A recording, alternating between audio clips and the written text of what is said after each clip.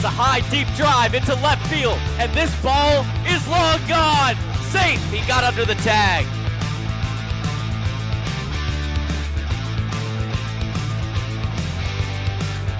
One hop the wall and it lands for a double. Want to ride into deep left field, and this ball is gone. Falmouth is going to the Western Division Final.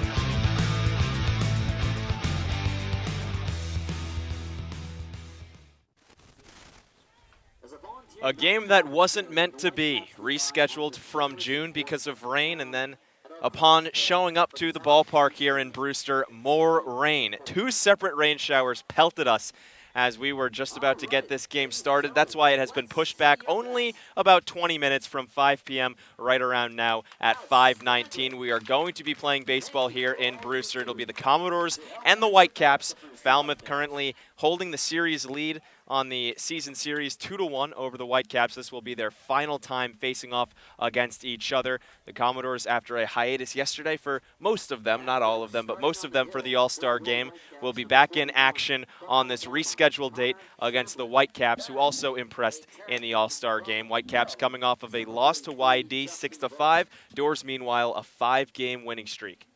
Yeah, the Doors are the hottest team in the Cape League right now. They've won 7 of their last 10 and their last 5 in a row.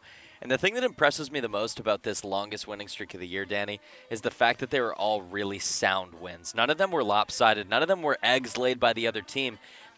Over 4 of them, were 2-run wins. Those were all close games. Falmouth pitching was locked down, hitting showed up when they needed to, and right now this team looks untouchable. Meanwhile, the Whitecaps, last time these two teams faced, Brewster was in around 3rd or 4th place in the Eastern Division. They have plummeted. They are losers of 7 of their last 10, including that last game, like I mentioned, to Yarmouth Dennis. They are now sitting at last place in the East on the outside looking in as we approach the final 2 weeks of this regular season. Only a handful of games to go for most teams. Not these Commodores, though. They've still got plenty to play. More games than days remaining thanks to all the rain. But luckily we are going to be able to play this ball game as the clouds have parted, the sun has set back in, and we are just about to get underway from Stony Brook Field. Let's run through that Falmouth lineup for you. Hayden Cantrelle will be leading off and playing second base. Blake Dunn out in center, batting second, followed by Zach Deloach, the right fielder. Trei Cruz batting cleanup and third. So 3 of the 4 All-Stars that the Doors had all at the top of the lineup. Claunch will be batting 5th and catching.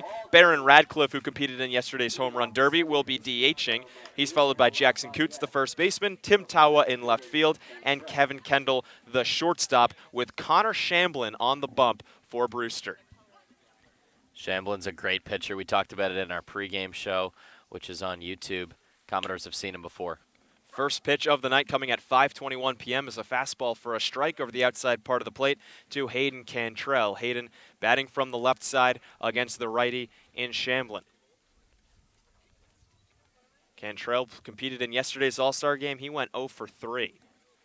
The 0-1 runs a little far inside.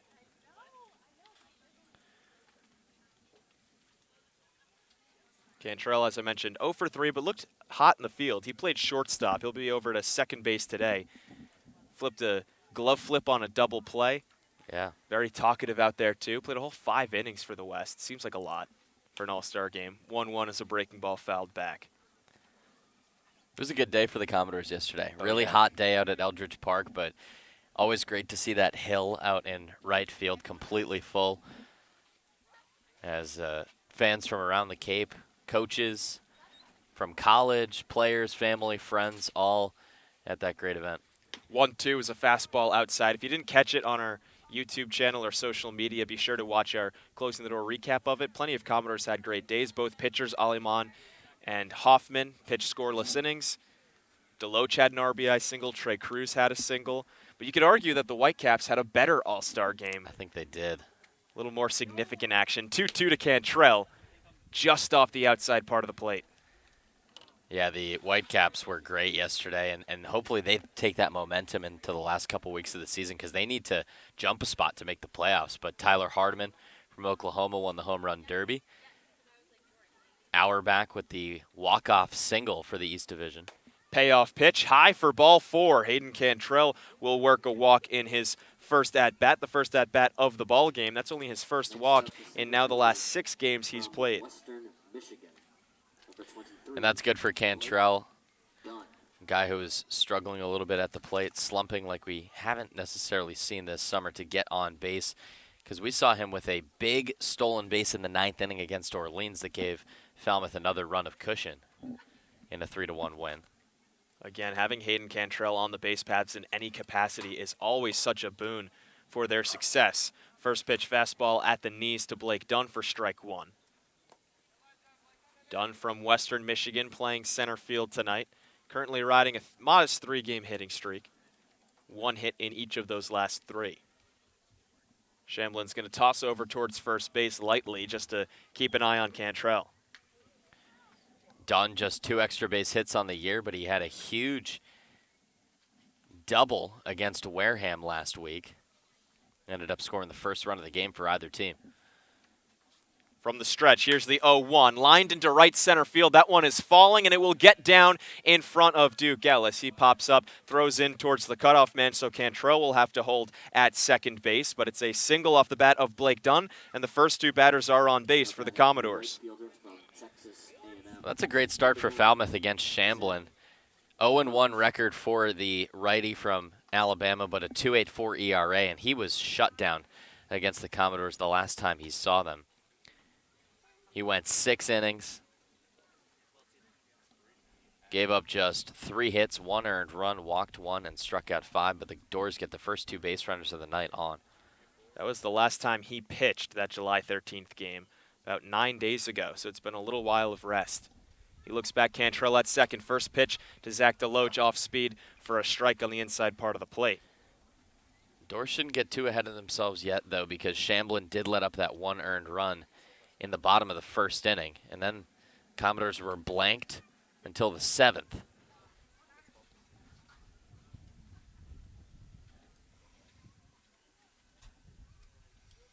Here's the 0-1. Misses way up high. Deloach facing a 1-1 count. He was leading the Cape Cod League in average just about a week ago, maybe a little less time than that. Has fallen a little bit from that around 400 average, now down to a comfortable 362. He went 2 for 4 in his last ball game against Orleans with an RBI, both of his hits singles. Here's the 1-1. Fastball right on it, but fouls it away towards the left side. The first, second, and third in the Cape League in batting average, separated by just 4 points. Wyatt Young at 366, Max Troiani at 364, Zach Deloach at 362. They got a little bit of room between them and 4th in batting average, and Nick Gonzalez at 347 for Coutts. Part of the reason Deloach was an all-star yesterday. He hit 1 for 2, had an RBI single. The first run that came across in that ball game was courtesy of Zach, as he lines this one into right field, but that's going to hang up and be caught for out number 1. Real good wood on it, but can't get it down in time. Great piece of contact, great hitting, good at bat from Deloach. Pulled the off speed into the right field, but it, as you said, it just hung up a little bit too far in the air.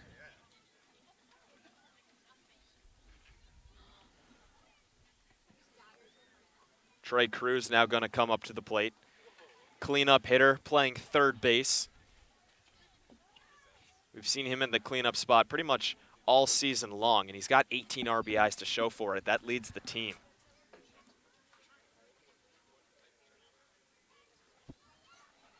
Shamblin taking his time, looking back Cantrelle a few times, and now he throws a fastball below the knees to Cruz. I really like Cruz in the cleanup spot. For the first part of the year, it was him and Cantrelle hitting 1 and 2, and then the Doors didn't really have much power after that, or even any guys getting on consistently. But you put Cruz in the cleanup spot. He has some power. We know he has a triple and 2 home runs. Takes a big cut at the 1-0 breaking ball, but he swings and misses. But at the same time, he can get you those consistent singles when runners are on base. Yeah, he's got a 331 average to show for it. Had an 8-game hitting streak just a couple days ago. That was broken, and right now he's 0 for his last 6 over the last 2 games. 1-1. Another off speed taken on the outside corner. Strike called by Mike Hinojosa. He's calling the balls and strikes. First base is Mark Delaney. Third base is Tom Ryberg.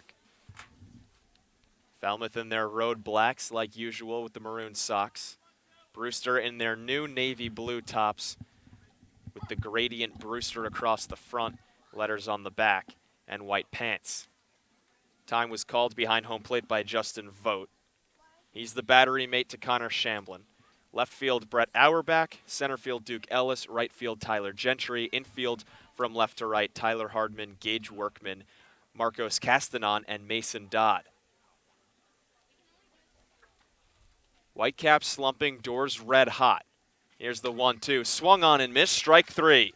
Trei Cruz just tried to make contact with a great moving fastball, but he couldn't, and he goes down, the first strikeout victim of the evening. Looked like Cruz was sitting off speed as he was waiting back on that pitch, but then by the time he realized it was a fastball, started to swing late, couldn't connect. Frustrated with himself as he heads back to the dugout, and Shamblin has looked really good ever since letting up those first 2 base runners. He's been picking and hitting his spots. Now steps in Troy Claunch with runners on first and second and 2 outs in a 0-0 ball game. We've talked about it plenty as he takes ball number 1 up high. I believe it was his last at-bat here at Stony Brook Field, was a 3-run home run to tie the game way back when in early July. That made the game 3-3 between the Caps and the Doors, and then Tim Tawa had an RBI to give Falmouth the lead that they would never let up. They won that game 4-3. Righty-righty matchup. Shamblin lifts and fires home to the catcher. Claunch watches another breaking ball, This time it hits the corner for a strike. That was a great win for the Commodores. That was in their last really hot streak. They had won 6 out of 7. The game after they beat Brewster, they went to Duran Park, lost 14-0 to the Bourne Braves. 1-1. Letter high fastball that's fouled back. Well, tomorrow's ball game will be at Gov Fuller Field, so we can't completely repeat history, True. Thankfully for Falmouth. Wait, no, tomorrow we're on the road. Are we? We're at Hyannis. Oh, never mind. It'd be tough to lose 14-0 to the Harbor Hawks, though. Put them on blast, why don't you? I mean, that's just a fact. 7 wins for Hyannis in like 36 games or whatever we're at this point. Just a season, a summer to forget for the Hyannis faithful. The 1-2. Ground ball towards the left side. Workman fields it on a couple high hops, throws it onto first base in plenty of time. A 6-3 putout to retire the side. The Doors threaten early as the first 2 base runners reach, but nobody comes around to score as they get 1 hit on no errors and strand those 2 men on base. To the bottom of the first we go. It's 0-0 from Stony Brook. For sales and rentals of Caterpillar machinery, generators, and marine engines, visit MiltonCat.com, your area cat dealer. Milton Cat, the Cape and Islands Caterpillar dealer, is proud to be a sponsor of today's game. Baseball Factory, which has proudly supported the Cape League for 20-plus seasons, conducts baseball trainings, tournaments, and showcases at over 1,000 events nationwide, providing players with world-class instruction and help with college recruiting. The Baseball Factory program leads to future success both on and off the field for players in both middle school and high school. It's never too early to start. Learn more at baseballfactory.com. Learning at Curry College extends beyond the classroom and is embedded in all they do. Curry prepares students to engage in successful careers and active citizenship with a global perspective. Explore undergraduate majors, minors, and concentrations, including new majors in accounting, biochemistry, and software development. Online at www.curry.edu. Cape Cod Coca-Cola thanks you for supporting the Cape Cod Baseball League and for refreshing yourself with ice-cold Coca-Cola products. Please remember to recycle your empty bottles, cans, and all other recyclable materials. It takes only 6 recycled plastic bottles to make a new baseball cap. Urgent Care is now available at 4 Cape Cod Healthcare locations: Hyannis, Falmouth, Sandwich, and Harwich. Open after hours and weekends. Staffed by ER physicians. Expert care when you need it. Learn more at capecodhealth.org/urgentcare. Red Shirt Fridays is a national program created to acknowledge, honor, and support our troops who put themselves in harm's way to defend our freedom. Yarmouth for the best value for lobster rolls on the Cape. The 99, proud sponsor of the Cape Cod Baseball League. Nick Nastrini warming up on the hill at Stony Brook Field as we are about to get underway in the bottom of the first inning, this 0-0 game between the Doors and the Whitecaps. Nastrini, the right-hander from UCLA, he's been pretty excellent this year, as have many of the Falmouth starters. He's been absolutely great. In his last 9 1/3 innings of work, he's given up just 2 runs. And his best outing, arguably his best, was his last against Wareham, 4 1/3 innings of work. I know that might not sound like a lot, but that was a red-hot offensive team. He held him to just 3 hits, 3 walks, fired a lot of pitches, but no earned runs. That gave Falmouth a 3-1 win against the Gatemen, and I think really established their momentum that win. They had come off a 7-0 loss to YD. They come back with a 2-0 win against Hyannis, and then really got rolling. Last night's hero, Brett Auerbach, starts this game off with another hit as Auerbach extends his hitting streak to 8 games. And I mentioned he was last night's hero, but he continues to just hit at a fervent pace. He's been absolutely outstanding. Was great last night. He went 3 for 3 in the All-Star game. 287. And takes a fastball for a strike. You mentioned 3 for 3 yesterday, had the walk-off hit, same exact part of the field, line drive into right field, just like in the 9th inning a night ago, which evidently does not count for his hitting streak, but still works out pretty well. Fastball high to Workman makes it 1-1. Gage Workman had an excellent All-Star game as well. He went 2 for 2, hit a double, had an inside-the-park home run, and a couple of RBIs. Nastrini's 1-1 to the big shortstop is taken below the knees. Yeah, those listening at home might be like, an inside-the-park home run? How does that happen? Eldridge Park it does not have a rounded outfield or a curved outfield. It is literally a box. So the corner in dead center is 434, and he hit it probably 425. And it just kept rolling over there. 2-1 from Nastrini. Just a tad inside. 3 balls and 1 strike. Yeah, it was a pretty poor, I'm not going to lie, it was a pretty poor route taken by the Bourne outfielder. Probably should have been a catch in center field. You thought it should have been caught? He ran 3 feet in and then started jogging backwards. And I don't know. The ball was blasted. It was hit pretty deep. I had more of a problem with the relay in. Right. 3-1. That is shot out into shallow right center field, and that one's going to fall just in front of Blake Dunn. So back-to-back singles, 1 a hard liner, 1 a bloop, and the Whitecaps have their first 2 runners on base. Just like the Commodores getting their first 2 runners on, and Auerbach and Workman co-MVPs last night. Keep it rolling. This is exactly what the Whitecaps need to do.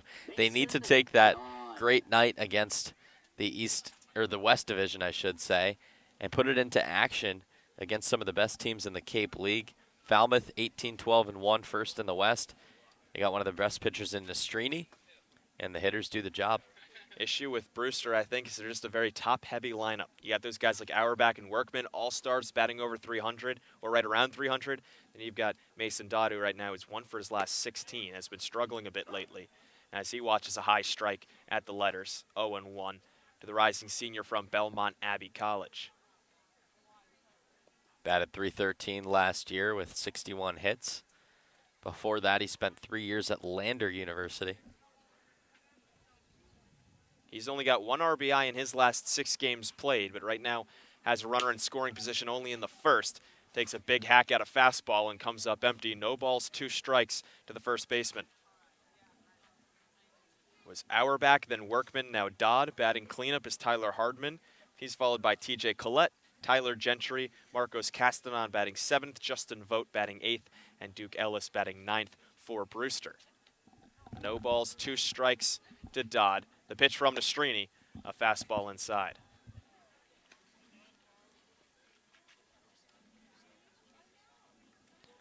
Brewster is a team that scores a lot of runs, so the Commodores got to be careful not to let them in front early. 4th in the Cape League in runs scored at 153. Dodd with 4 RBIs. 1-2 from Nastrini. Swung on and missed strike 3. Took a little bit off that one, and Dodd lunged out for it, as that is a huge strikeout for the first out of the inning. Great pitch. I think he went with that changeup. Yep.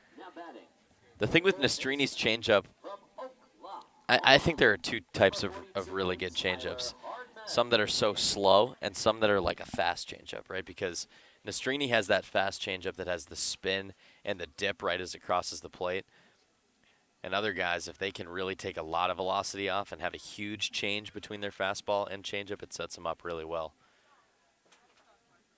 First pitch to the right-handed bat, Tyler Hardman, goes nearly at his head as he ducks down away from it. 1 ball, no strikes. Hardman won the home run derby yesterday, or I should say the home run hitting contest, because that's what it's officially called on the Cape. Because I was wondering, is the home run derby trademarked? Maybe. That's what I was thinking. Okay. Regardless, he won it and crushed the competition. Breaking ball at the knees for a strike. In the final round, he needed 7 home runs, and he hit 5 on his first 5 swings, and I think 12 in total. What Hardman did really well was he had the longevity. Some guys put up really good rounds in the first couple, but he was able to still have a lot left in the tank come the championship round. And he was hitting a ton. On the season, he's got 7 home runs. That's towards the top for the league lead. Checks his swing. Did not go around, says Mark Delaney. 2 balls and 1 strike. Believe he only trails Nico Cavadas in home runs on the Cape. Cavadas with double digits on the season.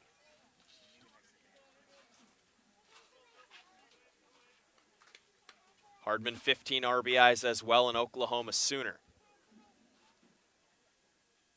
Auerbach from Alabama on second. He's going to be running towards third. Throw down from Claunch from his knees. Tag applied to the left hand in time. Trei Cruz with the tag. Troy Claunch with the throw down. And that is a huge out number 2 over at third base. What a play by Claunch from his knees. And the thing that's tough about that, you got a righty in the box. Yep. You got to pick if you're either throwing in front of him or behind him. Claunch decided to go in front. And a nice throw to Trei Cruz, who applied the tag. He almost got around it. Did Auerbach. Auerbach not with plenty of speed. He's listed as a catcher, is playing left field tonight. 2-2 from Nastrini as all of a sudden there are 2 outs and his breaking ball misses inside. Seems like every other day we have Claunch catching. It's usually Claunch then Nelson, Claunch then Nelson. And it seems like every day one of them is getting a caught stealing, Absolutely. throwing somebody out, and they're just kind of going tit for tat with each other. Last game it was Nelson with a throw down to second. This time Claunch showing off the arm. Payoff pitch from Nastrini to Hardman. Breaking ball on the outside corner. Strike 3 called. The first 2 runners get on base for Brewster, but just like the Doors in the top of the first, they don't score. No runs on 2 hits, no errors, and 1 runner left on base. To the top of the second we go. It's 0-0. Urgent care is now available at 4 Cape Cod Healthcare locations: Hyannis, Falmouth, Sandwich, and Harwich. Open after hours and weekends. Staffed by ER physicians. Expert care when you need it. Learn more at capecodhealth.org/urgentcare.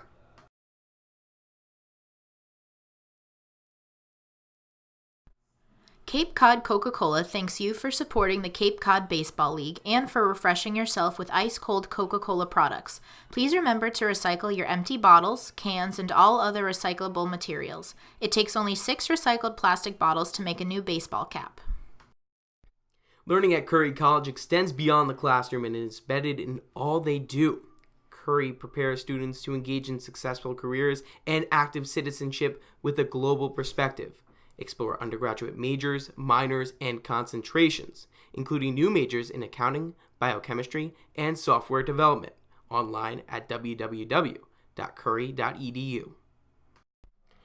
Baseball Factory, which has proudly supported the Cape League for 20-plus seasons, conducts baseball trainings, tournaments, and showcases at over 1,000 events nationwide, providing players with world-class instruction and help with college recruiting. The Baseball Factory program leads to future success both on and off the field for players in both middle school and high school. It's never too early to start. Learn more at baseballfactory.com. Barron Radcliff will lead off for the Commodores in the top of inning number 2. No score between the Whitecaps and the Doors. Danny LaRose, David Korzenowski here with you from Stony Brook Field in Brewster as a first pitch fastball comes across belt high to Radcliff, the DH. Radcliff eliminated, I should say, in the first round of the home run hitting contest yesterday. A little disappointing. He did have to go first. Swings and misses at a hard fastball, no balls, 2 strikes. What I noticed with Radcliff's swing was that it was too good.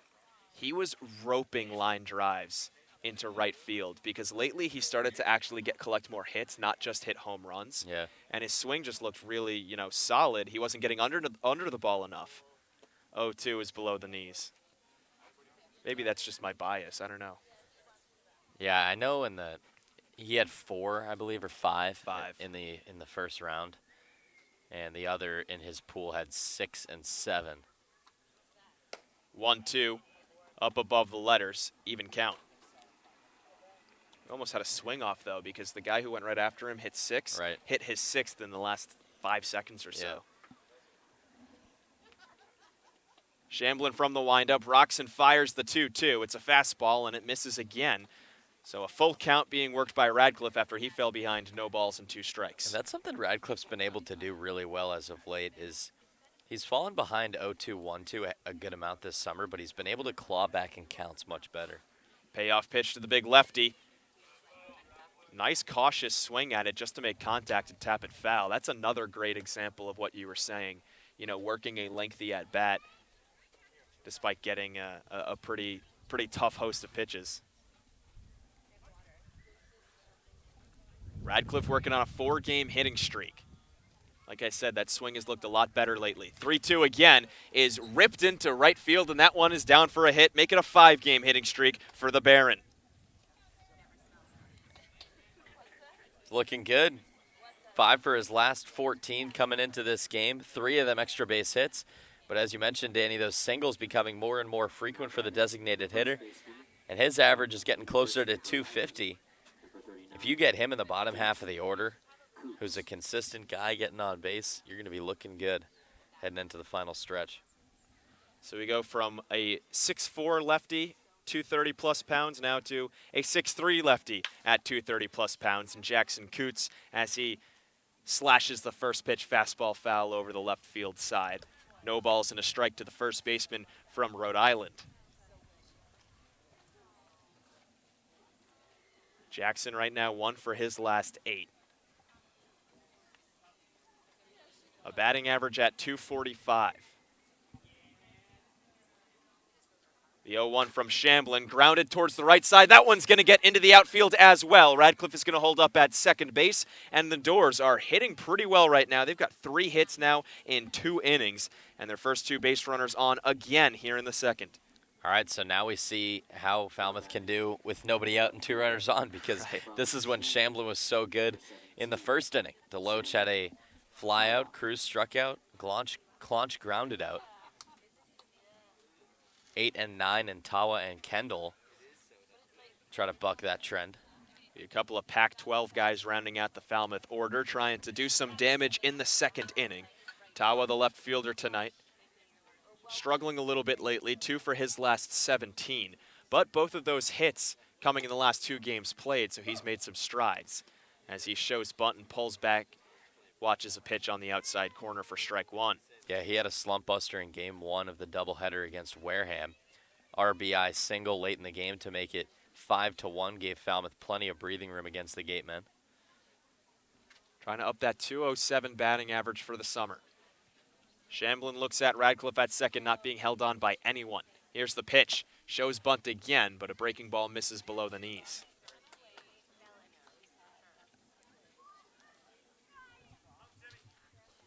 Tim has 1 RBI in his last 5 games played.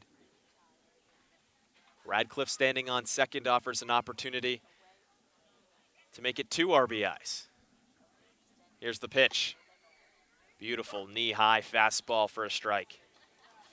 Don't think he liked the call from Hinojosa, but that's a really good placement by Shamblin. Again, he just seems to kick it into a different gear when he is on the ropes. Shamblin got out of a jam in the first inning, like you mentioned, David. Now, every single frame we've seen the first two runners get on base, as Brewster was able to do it in the bottom half of the inning. 1-2 fastball up and in for a ball. Nice crowd settling in here on this Monday evening. We saw a lot of rain before. These bleachers were caked in mud and water, but everybody's come in to fill them up. Rescheduled game from back in June that was never played due to rain. 2-2. Ground ball towards third as the step is made on third base. Throw down to second, on to first, a triple play. The Brewster Whitecaps just did something we have not seen all summer long as Tyler Hardman got a ground ball right to him, stepped on the bag himself, threw to Castanon at second, and then the transfer on to first was good enough for a 5-4-3 triple play. That will do it on this half inning as Falmouth scores no runs on 2 hits, no errors, and nobody left on base. To the bottom of the second we go. 0-0 your score. Cape Cod Coca-Cola thanks you for supporting the Cape Cod Baseball League and for refreshing yourself with ice-cold Coca-Cola products. Please remember to recycle your empty bottles, cans, and all other recyclable materials. It takes only 6 recycled plastic bottles to make a new baseball cap.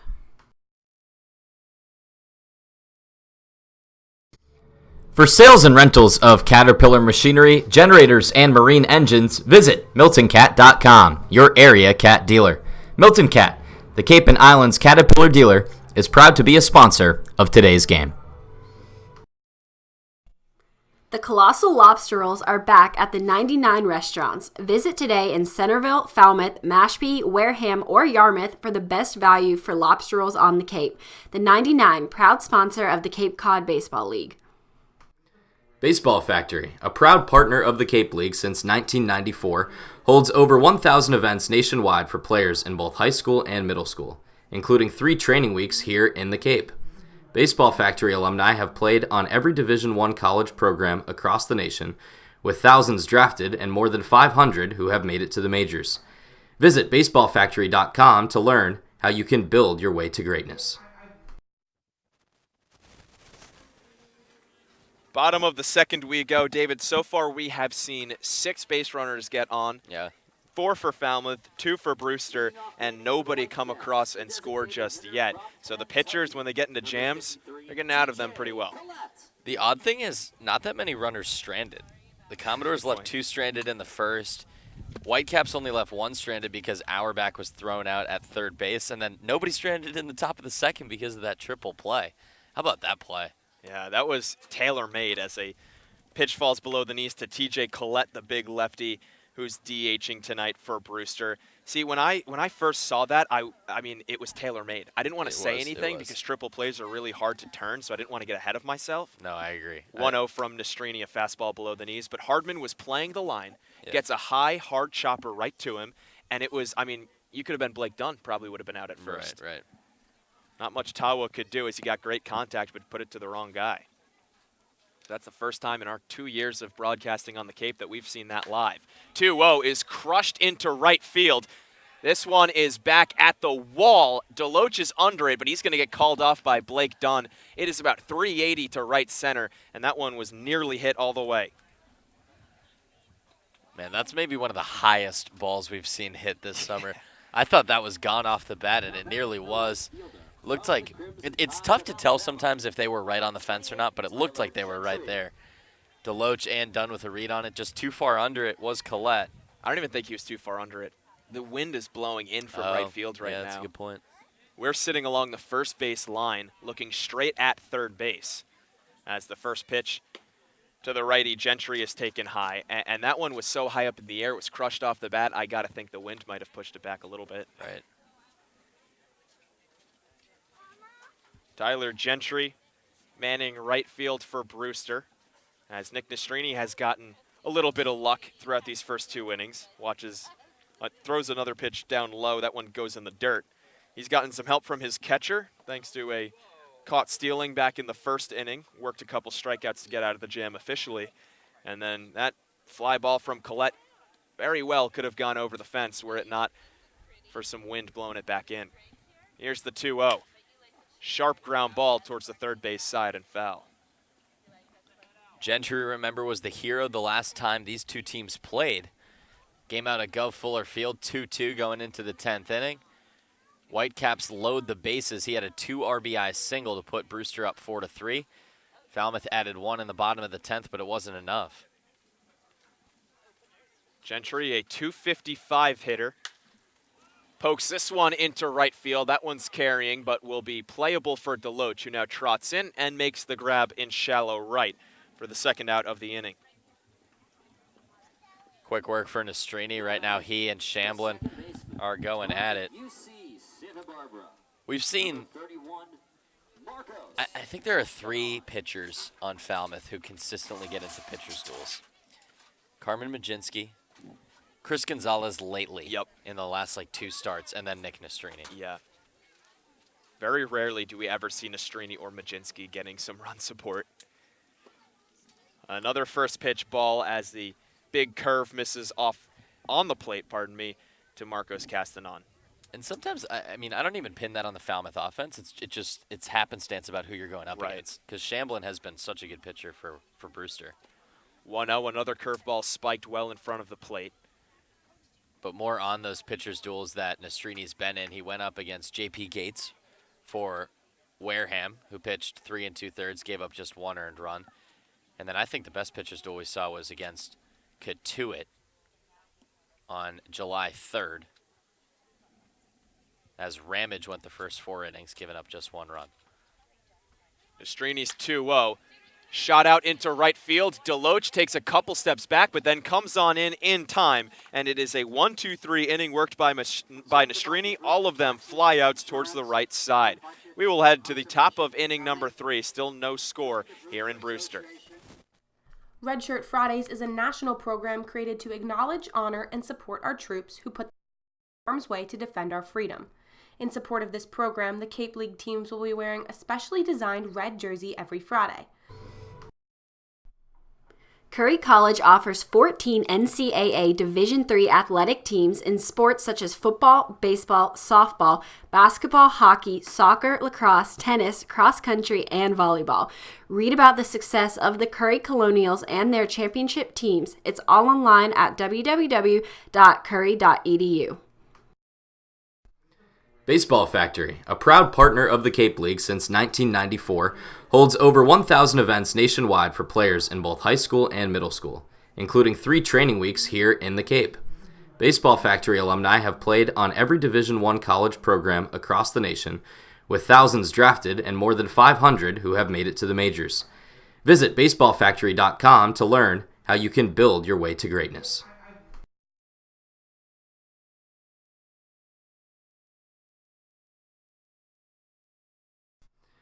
Cape Cod Healthcare is the leading provider of healthcare services for residents and visitors of Cape Cod, with 2 acute hospitals and more than 450 physicians. For more information, please visit capecodhealth.org. Cape Cod Healthcare, expert physicians, quality hospitals, superior care. Top of the 3rd inning, Kevin Kendall is going to lead off for the Commodores in this 0-0 ball game between the Whitecaps and the Commodores. Danny LaRose, David Korzanowski here from Stony Brook Field. First pitch to the 9-hitter Kendall is fouled away. It'll be Kendall followed by Cantrelle and Dunn. Doors so far have gotten their first 2 batters on base in both the first and the second, and then came away with nothing both times. We'll see if the 3rd time's the charm. 0-1 to the lefty from UCLA, skips off the plate for a ball.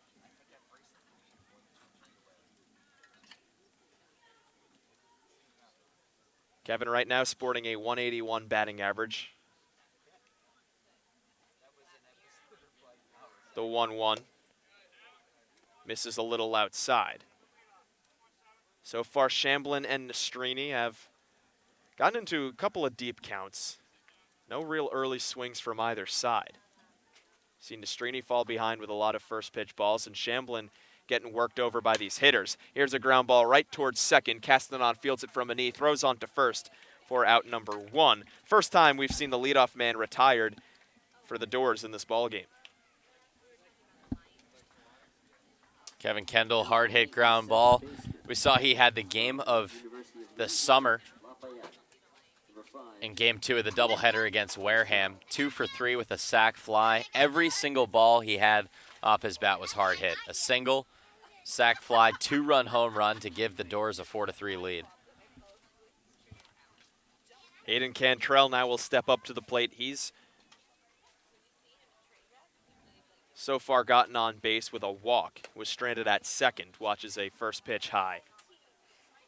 Cantrelle is seeing his batting average fall little by little as each game carries on, as he's been slumping.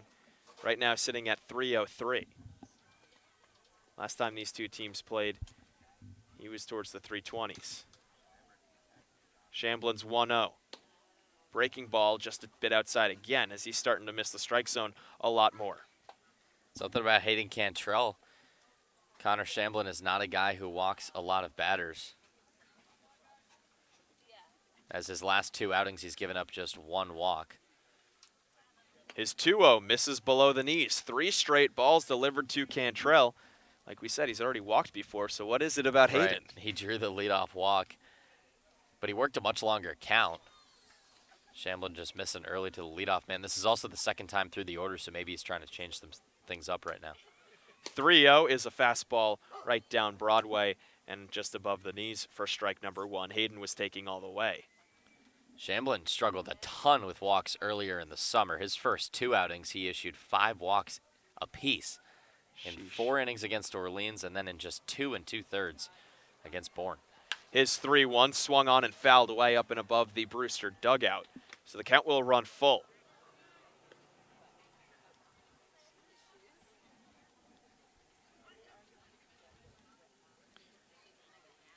Great article written by Max Trink on the Commodores blog recently about Hayden Cantrelle, a guy who's so positive but has dealt with some tough losses in his life. His head coach this summer, his mom much earlier in his life. Payoff pitch misses up and in, and Cantrelle will get on base for the second time this ball game, despite never recording an at-bat. That's something I've noticed. Even when Cantrelle is slumping, he's still so positive. Like, he does not change depending on how he's doing or not. He received the news of his coach passing away this summer while he was on the Cape and didn't really seem too fazed by it, went back to the funeral, but he's always just an upbeat guy. Doesn't let the negatives get to him, even when it's something as serious as loss or when it's just baseball and he's struggling. Ball number 1 comes in high to Blake Dunn. He's 1 for 1, had a single back in the first inning. Doors have now had a runner on base in every single frame thus far. Shamblin, a righty, pitching to Dunn, a righty. Here's the 1-0. Fouled right back as he was right on that one. Just couldn't come around in time.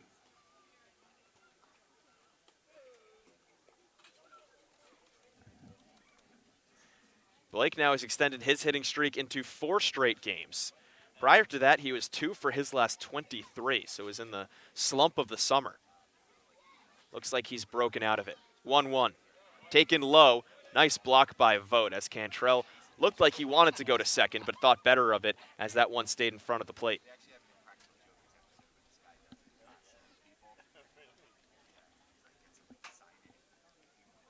Two-one now the count to Dunn. Zach Deloach stands on deck.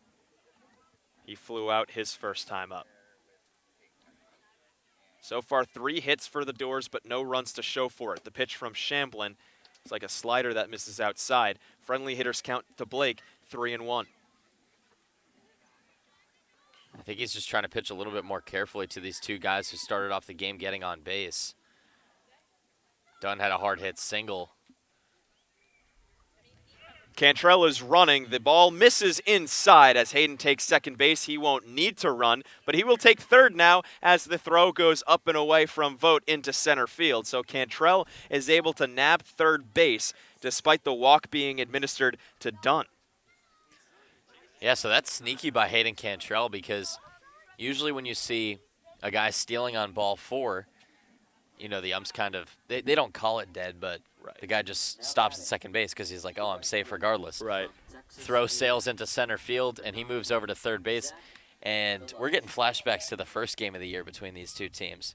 12-7 win for Falmouth, and they ran on Justin Vogt like it was nobody's business. Vogt could not make an accurate throw down to second or third. That one not ruled as a stolen base for Cantrelle because he would have taken second on the walk. It is ruled an error against Justin Vogt for letting Cantrelle take third thanks to the high throw as his mishaps continue behind the plate against the Commodores. Now there are runners on the corners, only one out for Zach Deloach. Dunn is running. The throw down to second base is spiked. It'll go into center field, and Cantrelle is going to take home. Dunn onto third base as the Doors do exactly that, scoring the first run of the ball game thanks to an errant throw. Yeah, so that's an unearned run because of Justin Vogt. Back-to-back plays, two of the quickest guys on the base paths. And now all of a sudden they're remembering, okay, I remember July 2nd against this guy because they stole something like 5 bases against Vogt. That's only Dunn's second stolen base in his last 6 games played. The fact that he was not getting on base as much definitely helped with that statistic, but once he's getting on, he's going to be running a lot. 1-0 the count to Deloach with the infield in. Checks his swing on a fastball. It's called a strike anyway. Count now even to the right fielder from A&M.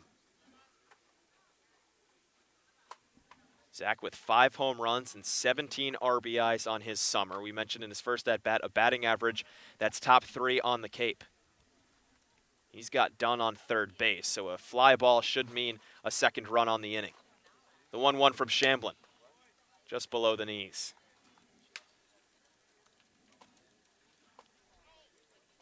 Dunn's jersey now entirely caked in dirt on the front. Especially because that dirt might be a little bit wet. I was just about to say, probably new dirt. Right. Had to get some game saver after the rain came. 2-1, up and into Deloach. We've got another 3-1 count, so that's 3 straight 3-ball counts to these Falmouth hitters here in the third. Shamblin just looks frustrated and flustered. His body language, he looks like he can't figure out what's going on. He takes off his hat and a couple exhales. He just needs to grip the ball a little bit tighter or just have a get-me-over pitch, but you can't do that against Deloach. The 3-1. Early swing as he taps it foul. I think that was a get-me-over pitch, and I think Deloach just missed. He was a little bit on top of it with the head of the bat. Shamblin at Alabama his freshman year, a 6.26 ERA, 17 walks over 23 innings of work. So not terrible walk numbers, but he's been struggling with it in this ball game, has walked 3 batters and has faced plenty of 3-ball counts. Here's the payoff pitch to Deloach, and it hits him. Looked like it clipped him on the back heel. He will take a couple of hops and hobble down to first base as 3 straight men have gotten on base thanks to some free passes. And all of a sudden, problems from earlier in the summer are coming back for Shamblin. This is a guy who his last time out was against Falmouth. 6 innings of work, just 1 walk. First 2 outings of the year, 5 walks each, but then one outlier perhaps in the middle of the summer, July 5th against Yarmouth Dennis. 6 walks in just 4 innings. Seems like the walks come and go, but when they come in bunches. Yeah. Trei Cruz, who struck out his first time up, the lone strikeout victim on the Doors lineup, will take his second at-bat as he watches a first pitch breaking ball at the hip. 0-1 now the count to Cruz. He's now got 4 strikeouts in his last 7 at-bats. Again, like we said, an 8-game hitting streak prior to that, and was just hitting about everything. Had 7 2-hit games in that stretch. The 0-1 from Shamblin, down and away. And right now, Vogt is keeping that crouch a little bit higher because he's worried about Deloach at first base.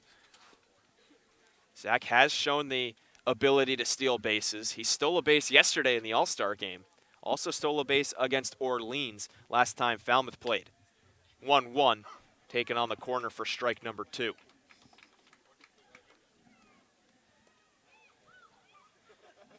Cruz, an 8-game hit streak a couple nights ago, but 0 for his last 6. Right. And he looks like he's struggling a little bit here today. He was a strikeout victim his first time up. Deloach is running, and he ran early as that one is shot right towards Blake Dunn at third base. He had to do his best track impression as the former high school track star jumped a hurdle. That was a baseball flying at him just now. Foul ball, but a lot of movement on that. Deloach was running. It was an early steal. He took off before Shamblin even lifted his leg. He almost took one to the you-know-where. Could have been bad. That would have been ugly. Could have been bad for Dunn. Luckily, he's got plenty of athleticism. Deloach stays put this time. 1-2, ripped into right field for a hit. Another single for the Commodores into right field as Blake Dunn is going to trot home with the second run of the ball game in favor of the men in black. On to second base is Deloach, and the Doors are putting together a nice little one-out rally. Now batting the catcher from Oregon State. How about that from Trei Cruz? That was a high pitch. That was not a pitch in the strike zone, but he lifted his arms and kept the bat level. That's why it was able to get into right field on a line. Almost making the play was Castanon. But Trei Cruz gets rid of that strikeout bug, which he had in the first inning. Takes a piece of two-strike pitching from Shamblin and puts it into right field. We've seen Trey get pretty streaky throughout the season. Hit streaks followed by hitless streaks and back and forth. Right now, it doesn't look like he's going to fall too far low into the valley. First pitch misses down and away to Troy Claunch. He was a ground-out victim to end the first inning in his lone AB.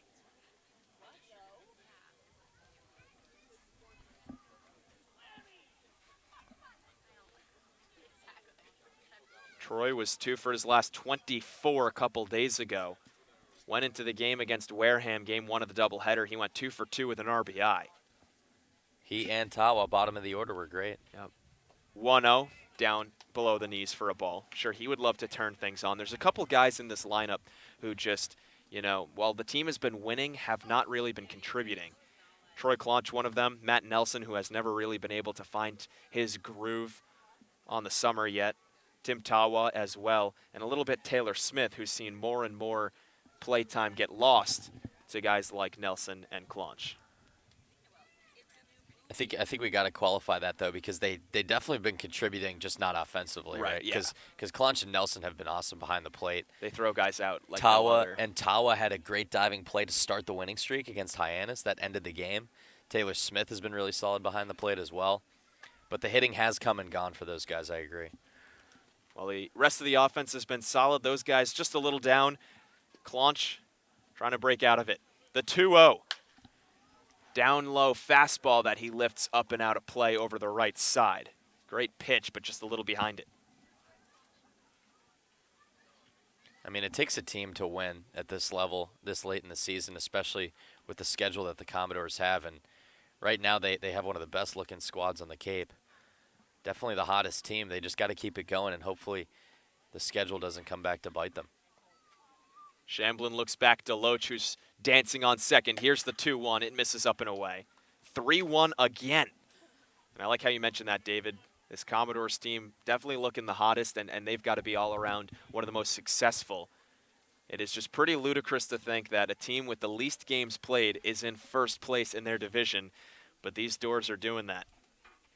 Highest winning percentage among all 10 teams. The 3-1. Swung on and tipped in and out of the glove of Vogt. Another good low pitch that Claunch bit at, but just can't get enough contact on it. This would be a huge strikeout for Shamblin, because then you get a force at any base except home with Baron Radcliff up.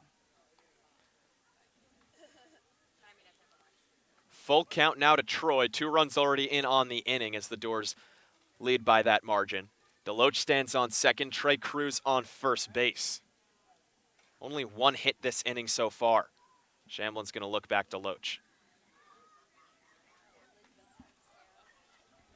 One thing we got to keep an eye on today as well, because of the 20-minute start delay.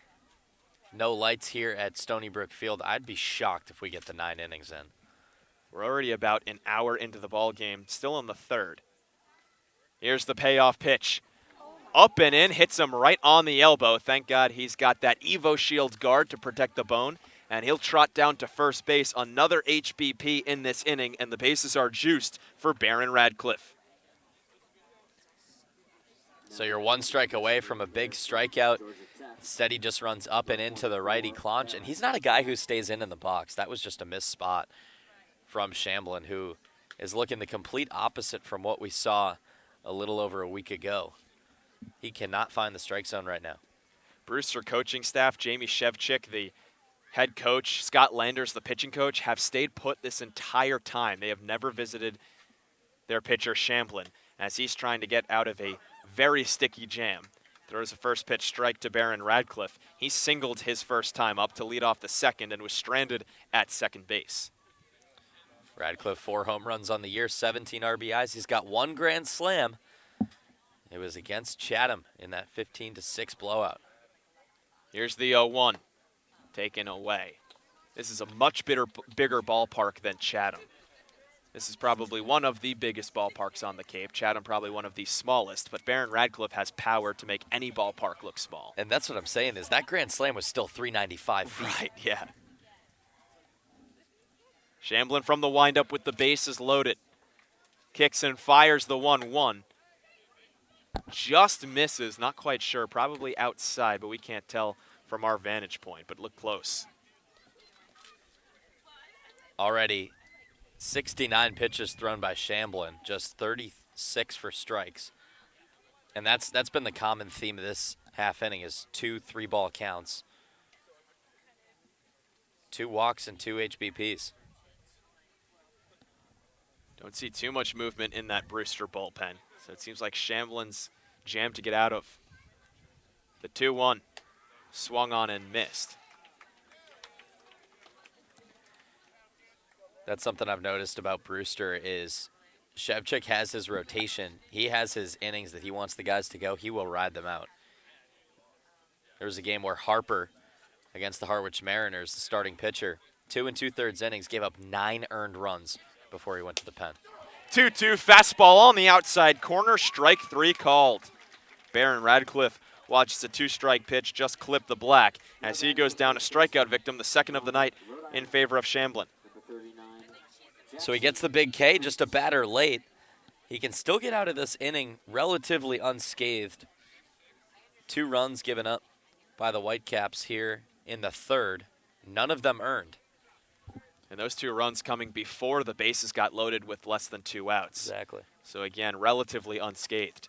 First pitch to Jackson Coutts is absolutely annihilated into deep right center field. That one's going to get down in for a single. Coutts stops at first as a run comes home. 2 runs come home, pardon me, and the Doors now lead 4-0.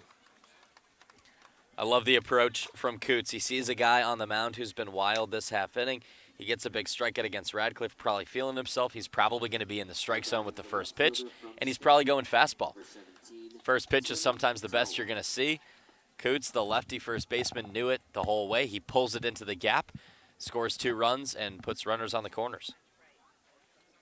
So Jackson Coutts with an 2 RBI single as Deloach and Cruz came home to score. Claunch moved on to third base, and runners are on the corners for Tim Tawa. 9th batter up on the inning. Watches a breaking ball for strike 1. Coutts had an RBI single against Wareham a couple nights ago. Has another one here in Brewster. Righty-righty matchup.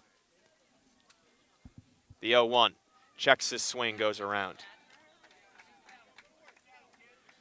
Tawa ended the second inning with that triple play. Doors scoring 4 here. He's trying to keep it going. Get that bad taste out of his mouth. Chance to pour some more on. 4 runs already in just this inning alone. As finally the Doors, threatening in all 3 innings, have broken through. Ground ball foul. So they got 2 runners on with no outs in the first and in the second and came up empty. But like I said to start the inning, the 3rd time was the charm.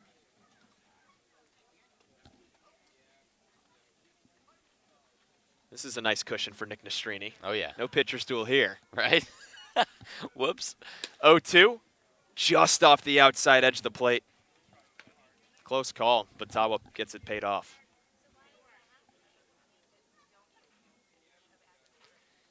Tim, a Stanford Cardinal, originally from Oregon.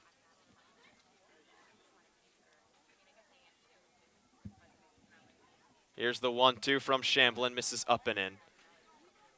How about that parody? It's just a random thought. Tawa from Oregon plays in Northern California with Stanford. 90 feet away, Trei Cruz from Northern California plays up in Oregon. Good point. They swapped spots, both of them playing for some pretty excellent teams. Here's the 2-2. Looked like a breaking ball that just didn't break, and the count will run full. What's that now? 5 3-ball counts in this inning alone? Maybe 6. Radcliff was facing a full count too, I think. Shamblin has been missing the strike zone prolifically this inning. The payoff pitch. Fastball lined just foul past first base.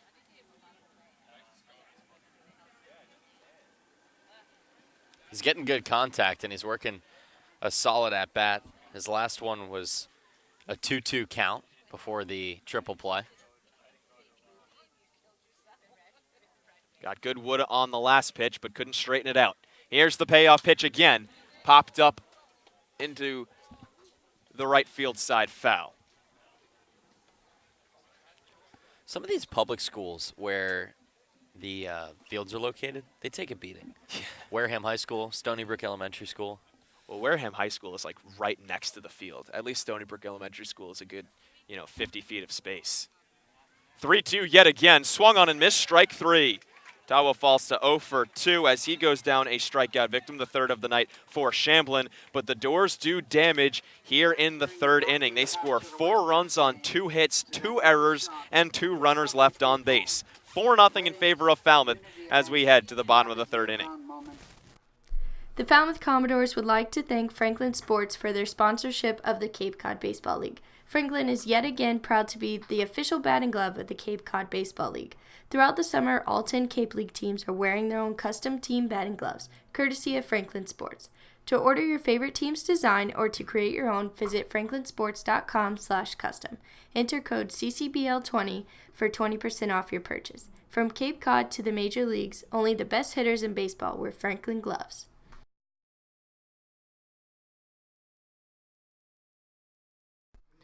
Baseball Factory, a proud partner of the Cape League since 1994, holds over 1,000 events nationwide for players in both high school and middle school, including 3 training weeks here in the Cape. Baseball Factory alumni have played on every Division I college program across the nation, with thousands drafted and more than 500 who have made it to the majors. Visit baseballfactory.com to learn how you can build your way to greatness. Learning at Curry College extends beyond the classroom and is embedded in all they do. Curry prepares students to engage in successful careers and active citizenship with a global perspective. Explore undergraduate majors, minors, and concentrations, including new majors in accounting, biochemistry, and software development. Online at www.curry.edu. For sales and rentals of Caterpillar machinery, generators, and marine engines, visit MiltonCat.com, your area cat dealer. Milton Cat, the Cape and Islands Caterpillar dealer, is proud to be a sponsor of today's game. Bottom of the third inning will be led off by Justin Vogt, the catcher, followed by Duke Ellis, then back to the top of the order for Brewster and Brett Auerbach, as Nick Nestrini's first pitch breaking ball sits above the letters to Vogt. Still only getting through the first time through the order for Brewster, as Falmouth has gotten through the order twice. Nick's 1-0. Misses below the knees, 2 balls and no strikes. Saw a ton of 2-0 counts in the second inning, but he only faced 3 batters and worked a 1-2-3 inning despite falling behind just about every hitter. 2 balls to no strikes. The pitch. Swung on and fouled back. Vogt, the catcher from Maryland, already with 2 errors tagged to his ledger this ball game. So he's got an opportunity to make up for it. Yeah, Brewster's a team that struggles in the field as well. .963 fielding percentage. 2-1 is blasted deep left field, but well foul. He's way out ahead of that. I'm sure if he had a solo home run right now, at least one of those errors would be quickly forgotten. Sure. But that .963 percentage is 9th in the Cape League. And that's another area that I think Falmouth has really improved as of late, is their fielding has gotten better. And in those 2-run wins, they're being clean defensively. Yep. Lot less errors. Nestrini's 2-2. Breaking ball just down and away. Good take by Vogt. Nestrini's now got some breathing room. This is his largest cushion that he's had all summer to work with. Payoff pitch. off the plate for ball 4. First walk administered by Nick Nastrini, and the leadoff man is on for Brewster here in the third. And again, it goes back to that conversation we had about would you rather pitch in a close game or pitch with a large lead? Because Nastrini may be used to those close games and those laser-focused situations. Not that he doesn't have it now, but maybe a little less pressure with a 4-run lead. Duke Ellis now will be the hitter. The 9-man in this lineup playing center field. Plays for the University of Texas. First pitch to the tall lefty is taken up and in. Duke batting 188 on the summer. Only 6 hits. His last 7 games played, only one of those games did he get on base with a hit. Here's the 1-0. Slashed into left field as that one is caught on a run by Kevin Kendall, the shortstop darting into shallow left to make the grab before it could fall. The way I saw Tawa trotting in on that ball, I thought it was going to drop in front of the left fielder, but Kevin Kendall came out of nowhere, and he's got really good range defensively as well. I think he's one of the most solid fielders, I should say, that the Commodores have. So 1 out and a runner on first after Ellis is retired. Brett Auerbach, who had a single on the very first pitch he saw from Nastrini in the first inning, will come up to the plate. Now a 15-game hitting streak for Auerbach. That's a third of the season. Ridiculous. First pitch ball off the chest protector of Claunch. Way to keep that in front of you, Troy. That one was really skipping up high.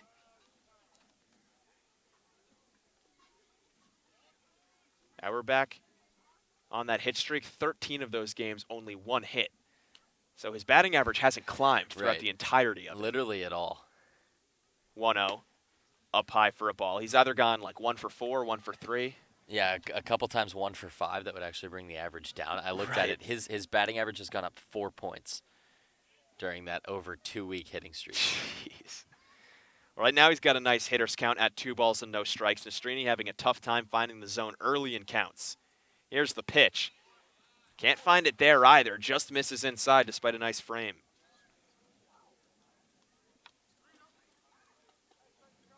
Auerbach going to be a junior at Alabama from Lake Forest, California. 3-0. That one's a get me over pitch for a strike at the knees. He had a good year with the Crimson Tide, 270 average, 28 RBIs, 12 doubles. Nastrini from the stretch with the catcher vote on first. Hasn't been looking him back at all. He's got not much speed. Here's a fly ball into shallow left field. Kevin Kendall is going to settle underneath it, and he'll make the catch on the edge of the infield dirt, for out number 2. Back-to-back pop-outs to the shortstop. Now batting the shortstop from Arizona State, number 25, Gage Workman. And Nastrini, after that leadoff walk, has come back and hit the strike zone. Even when he didn't against Auerbach, he didn't let that get to his head. He didn't fire a 4th ball. Came back and got to his stuff. I think that's something I've really been impressed with Nastrini, is he's such a mature pitcher. First pitch swinging is Gage Workman, who fouls one back. And there's been a couple times this summer where I've seen his response has been outstanding. He gave up a home run against Coutts to Joey Loperfido, and that was his only blemish on his outing. Right. That was in the 2nd inning. He then buckled down, kept pounding the strike zone. Because how many young pitchers, rising sophomores, have we seen get wild or get hit around and then get even more wild? 0-1 is an off-speed that's cut on and missed. Beautiful changeup it looked like, and Workman was way out ahead. 0-2 count for Nastrini. We haven't seen that too often from him. It's been a lot of early balls, but right now looking sharp against the 2-hitter who's batting right around 275. Here's the pitch. Swung on and missed, strike 3. A leadoff walk, but then 3 straight outs recorded by Nastrini as the Whitecaps score no runs on no hits, no errors, and strand a runner on first base. To the top of the 4th we go. 4-0 Commodores on the Falmouth Commodores Baseball Network. Cape Cod Healthcare is the leading provider of healthcare services for residents and visitors of Cape Cod, with 2 acute hospitals and more than 450 physicians. For more information, please visit capecodhealth.org. Cape Cod Healthcare, expert physicians, quality hospitals, superior care. The 99 Restaurants has 9 real-size entrees for only $9.99. They're big, hearty portions you can count on all day, every day. Like the new short rib tacos or New England fried shrimp. The 99 Restaurants, proud sponsor of the Cape Cod Baseball League. Baseball Factory, a proud partner of the Cape League since 1994, holds over 1,000 events nationwide for players in both high school and middle school, including 3 training weeks here in the Cape. Baseball Factory alumni have played on every Division I college program across the nation, with thousands drafted and more than 500 who have made it to the majors. Visit baseballfactory.com to learn how you can build your way to greatness. Cape Cod Coca-Cola thanks you for supporting the Cape Cod Baseball League and for refreshing yourself with ice-cold Coca-Cola products. Please remember to recycle your empty bottles, cans, and all other recyclable materials. It takes only 6 recycled plastic bottles to make a new baseball cap. Top of the 4th, 4-0 Doors, new pitcher on the mound for the Whitecaps. Kurt Wilson, a two-way player from Texas Tech, who has had limited appearances this summer and has struggled. Yeah, not looking good for Wilson on the mound. 0-1 record, 23 ERA. He's only appeared in 2 games, so that means that he's let up a lot of earned runs. He's let up 3 earned runs in each of his appearances, 6 total on the summer. You mentioned he's a two-way player. Well, the first time that he came in to pitch was against the Commodores. Through 1 inning of work, allowed 3 runs on 1 hit, 2 walks, and 2 Ks. So it didn't look too great. And then his first appearance of the summer was also against the Commodores. That was at the plate when he went 1 for 3. So the Doors have seen him pretty much all over the place. Yeah, Kurt Wilson giving up those 3 earned runs on the 3-run bomb from Trei Cruz. That tied the game back on July 6th here at Stony Brook Field. Commodores looking good right now through the first 3 innings. 6:31 is the time. As we'll be keeping an eye on the sun setting past the trees behind the third base line. Wilson fires a first pitch fastball swung on and missed by Kevin Kendall. That one had some giddy up on it. Kendall was the first out of the 3rd inning, and then the next 5 batters all reached base after him to score 4 runs. Wilson, tall righty from the windup, as it's fouled back by Kevin Kendall, who's now down 0-2. Final line for Connor Shamblin, 3 innings of work, 5 hits, 4 runs, 2 of them earned, 3 walks and 3 Ks. He also hit 2 batters. And we were talking about it in between innings. I just cannot believe that Brewster didn't even have a mound meeting with him.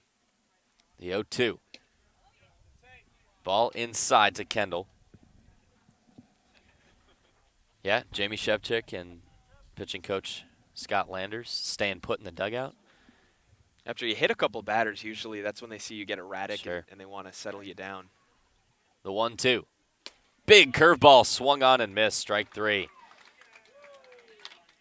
Kevin Kendall goes down a strikeout victim to start off the top of the 4th inning. That was an impressive pitch. Big 12-6. It looked like Kevin was sitting back as much as you possibly could on it, and it's still one that you're out ahead of. That's just how much he was able to take off of it. You know, as much patience as you can have in the world, it only goes so far, as Kendall couldn't line it up perfectly.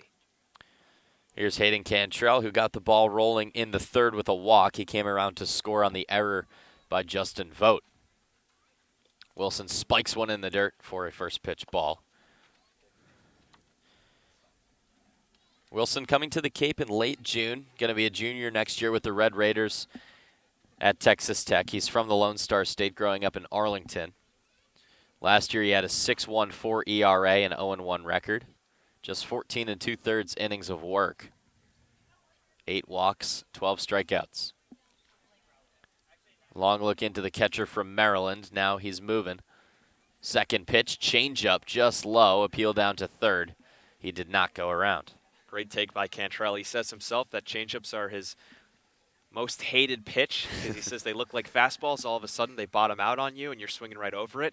But it looks like he's really seeing changeups a lot better this summer. He's been working on it, and he was about to bite, held himself up in time. The 2-0. Fastball low and away.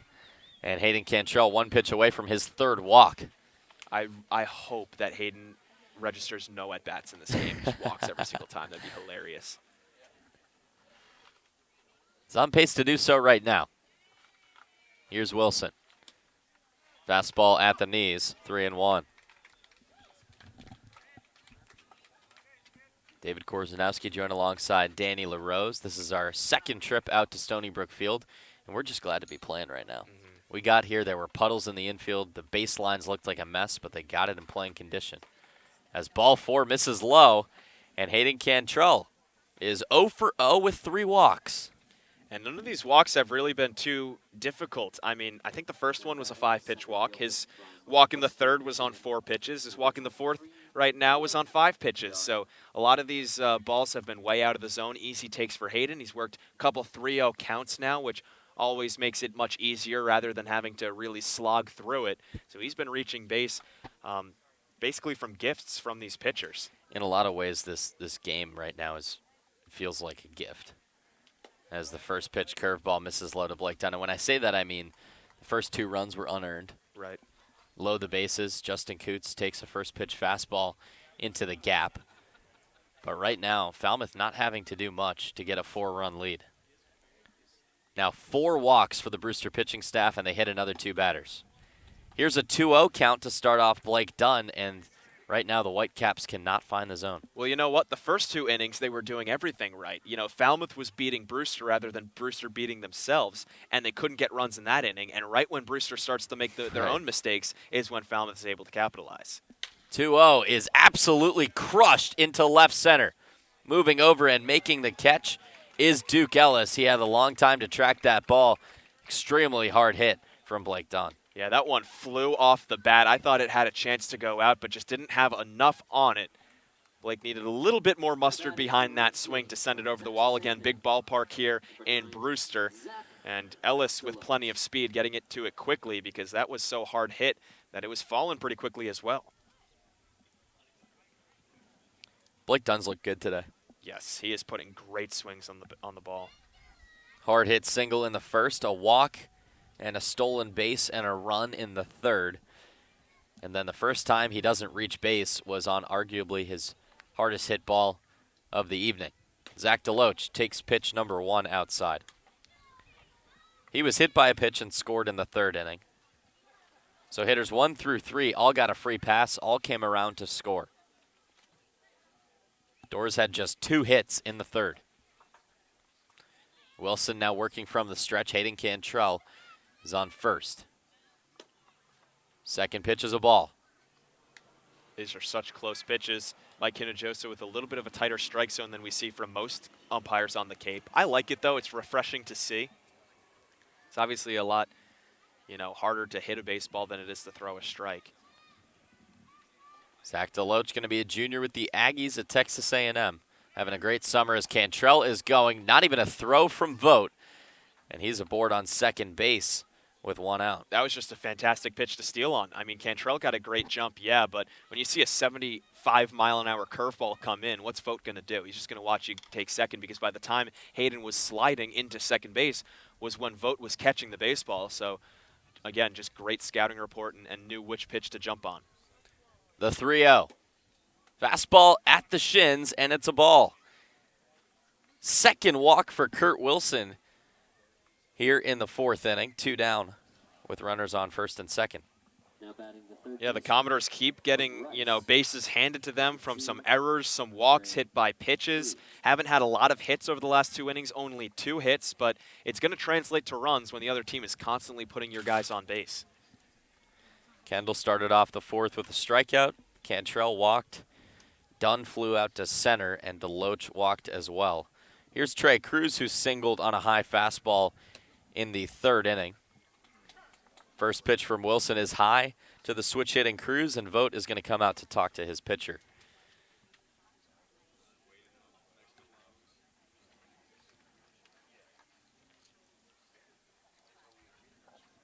Austin Langworthy coming out and talking to Zach Deloach on first base.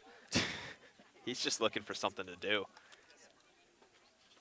Is he the fill-in first base coach today?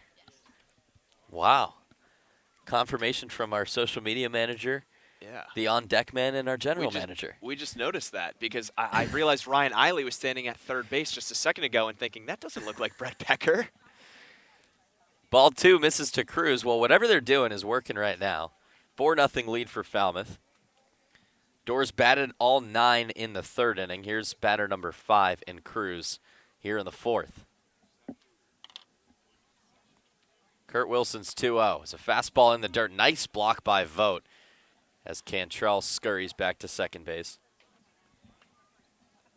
Another 3-ball count. I mean, it doesn't matter if it's Shamblin or if it's Wilson. It's just been such easy counts for these Doors hitters. Granted, no count is easy, but when you give up 3-0, 3-1, those are great hitters counts. 3-0, you're pretty much taking all the way, and Deloach was able to take 3-0 for a ball. So, I don't know. Things have been a lot more comfortable for these Falmouth hitters at the plate. The 3-0 is a strike just on the outside black. Kurt Wilson, his freshman year, also struggled with walks. 8.10 ERA with 19 walks in 13 innings. Trying to avoid his third. Swung on and missed, and that's a gift from Trei Cruz as that was a ball at about the neck. Well, he took it at high pitch his first time up into right field. Thought he could do it again. Just can't be that high. 3-2, 2 outs, 2 runners on. Cantrelle on second, Deloach on first. Foul ball. Troy Claunch stands on deck. He was hit by a pitch in the third, grounded out in the first.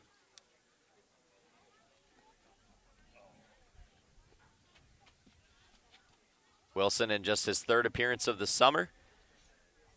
Second at home, both against Falmouth. Troy Claunch took him deep the last time that he went up against the catcher from Oregon State. First, he's got the batter from Rice, the 3-2. Curveball, strike 3. Nice pitch from Kurt Wilson. And the Whitecaps escape the top of the fourth. No runs on no hits for the Commodores, no errors for the Whitecaps, and the Doors leave 2 left on base. We head to the bottom of the fourth inning. 4-0 Falmouth on the Falmouth Commodores Baseball Network. The Falmouth Commodores would like to thank Franklin Sports for their sponsorship of the Cape Cod Baseball League. Franklin is yet again proud to be the official batting glove of the Cape Cod Baseball League. Throughout the summer, all 10 Cape League teams are wearing their own custom team batting gloves, courtesy of Franklin Sports. To order your favorite team's design or to create your own, visit franklinsports.com/custom. Enter code CCBL20 for 20% off your purchase. From Cape Cod to the major leagues, only the best hitters in baseball wear Franklin gloves.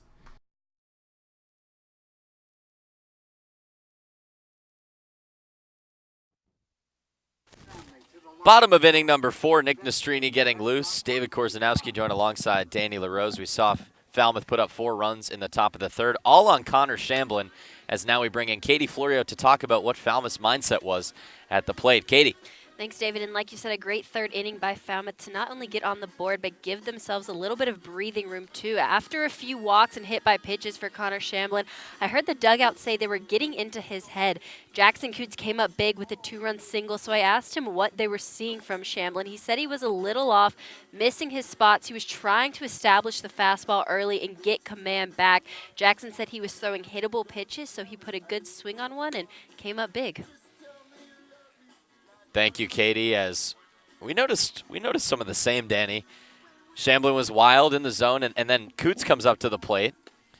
He's got the bases loaded and 2 outs, and he was looking fastball the whole way. That's kind of Jackson's MO all season long. He's never been a guy who works deep counts. He's always swinging early, and he's usually getting good contact. That's something I've noticed with him recently. And looking through some of his stats, I mean, regardless of whether the pitcher is throwing a lot of balls, this is a guy who's struck out only twice in his last now 7 games played and hasn't walked since July 4th. That just means that he's swinging early and often. And you know what? It pays off. There's Mason Dodd, who goes down on a knee and swings at the first pitch from Nick Nastrini. 0-1.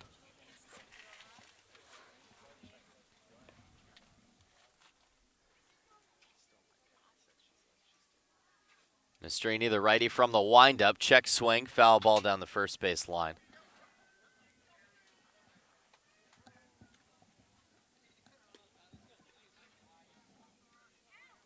First base coach for the Whitecaps, who just fielded that ground ball, is Will Delgado in his 4th season with the Whitecaps. Jamie Shevchik at the helm as manager. Swing and a miss, strike 3.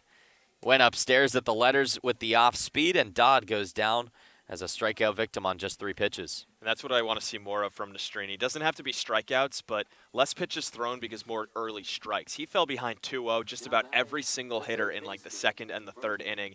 And that's obviously going to run the pitch count up, but it also puts you into trouble because you're giving them good hitters counts constantly. So it's only a matter of time until they pounce. Nastrini's thrown 45 pitches, 24 for balls, 24 for strikes, 21 for balls. As now Tyler Hardman, a strikeout victim himself, comes up to the plate. He struck out looking in the 1st inning. Strike 1 at the knees. I did hit on Will Delgado quickly. Something I noticed, pretty much this whole coaching staff for Brewster is just Shevchik's squad from Keystone College. The 0-1, foul tipped into the mitt. He's got his guys. Yep, Shevchik has almost 600 wins at Keystone. He's been the head coach at that D3 school in Pennsylvania for 18 years now. Ryan Smith, the third base coach for Brewster, is his hitting coach out at college as a ball misses in the dirt. Will Delgado transferred to Keystone and has worked as Shevchik's assistant. So they spend their, springs, winters, and falls in Pennsylvania, and their summers in Brewster. Think they get sick of each other? Yes. Check swing. Peel down to first. He did not go around. Great breaking ball by Nastrini. That's why Hardman nearly went. He was just about an inch from going around because that thing is about knee high. Breaks very slowly. Doesn't have sharp break, but kind of slowly, which almost is just as tough as, a sharp moving pitch. The 2-2 skyrocketed right side. Jackson Coutts moving over, but it's foul and out of play.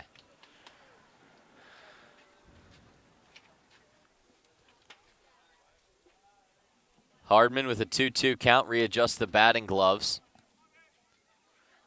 As it's getting a little cool here at Brewster.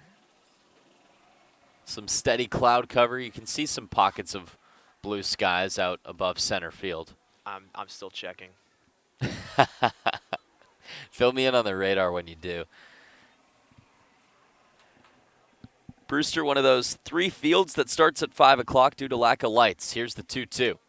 Fastball down the middle, strike 3. 2 Ks to start off the bottom of the 4th for Nick Nastrini. Yeah, I don't know what you're looking for if you're Hardman. I mean, that was belt tie. That was down the middle. That was just about as good as you can get. And with 2 strikes, got to be protecting the plate.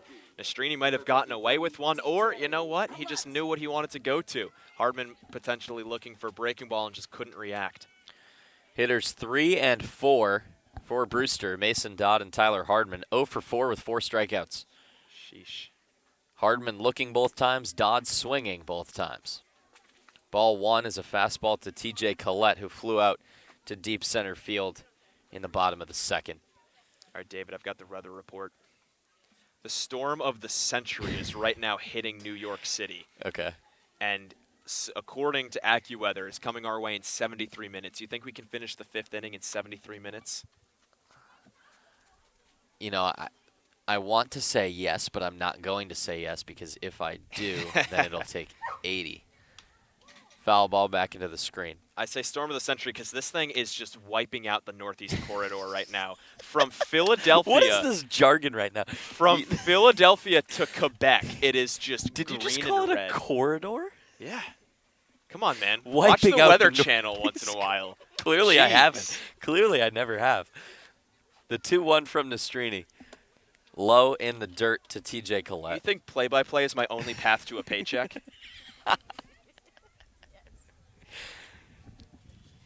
Broadcaster by early evening, meteorologist overnight. By mid-game. By midday.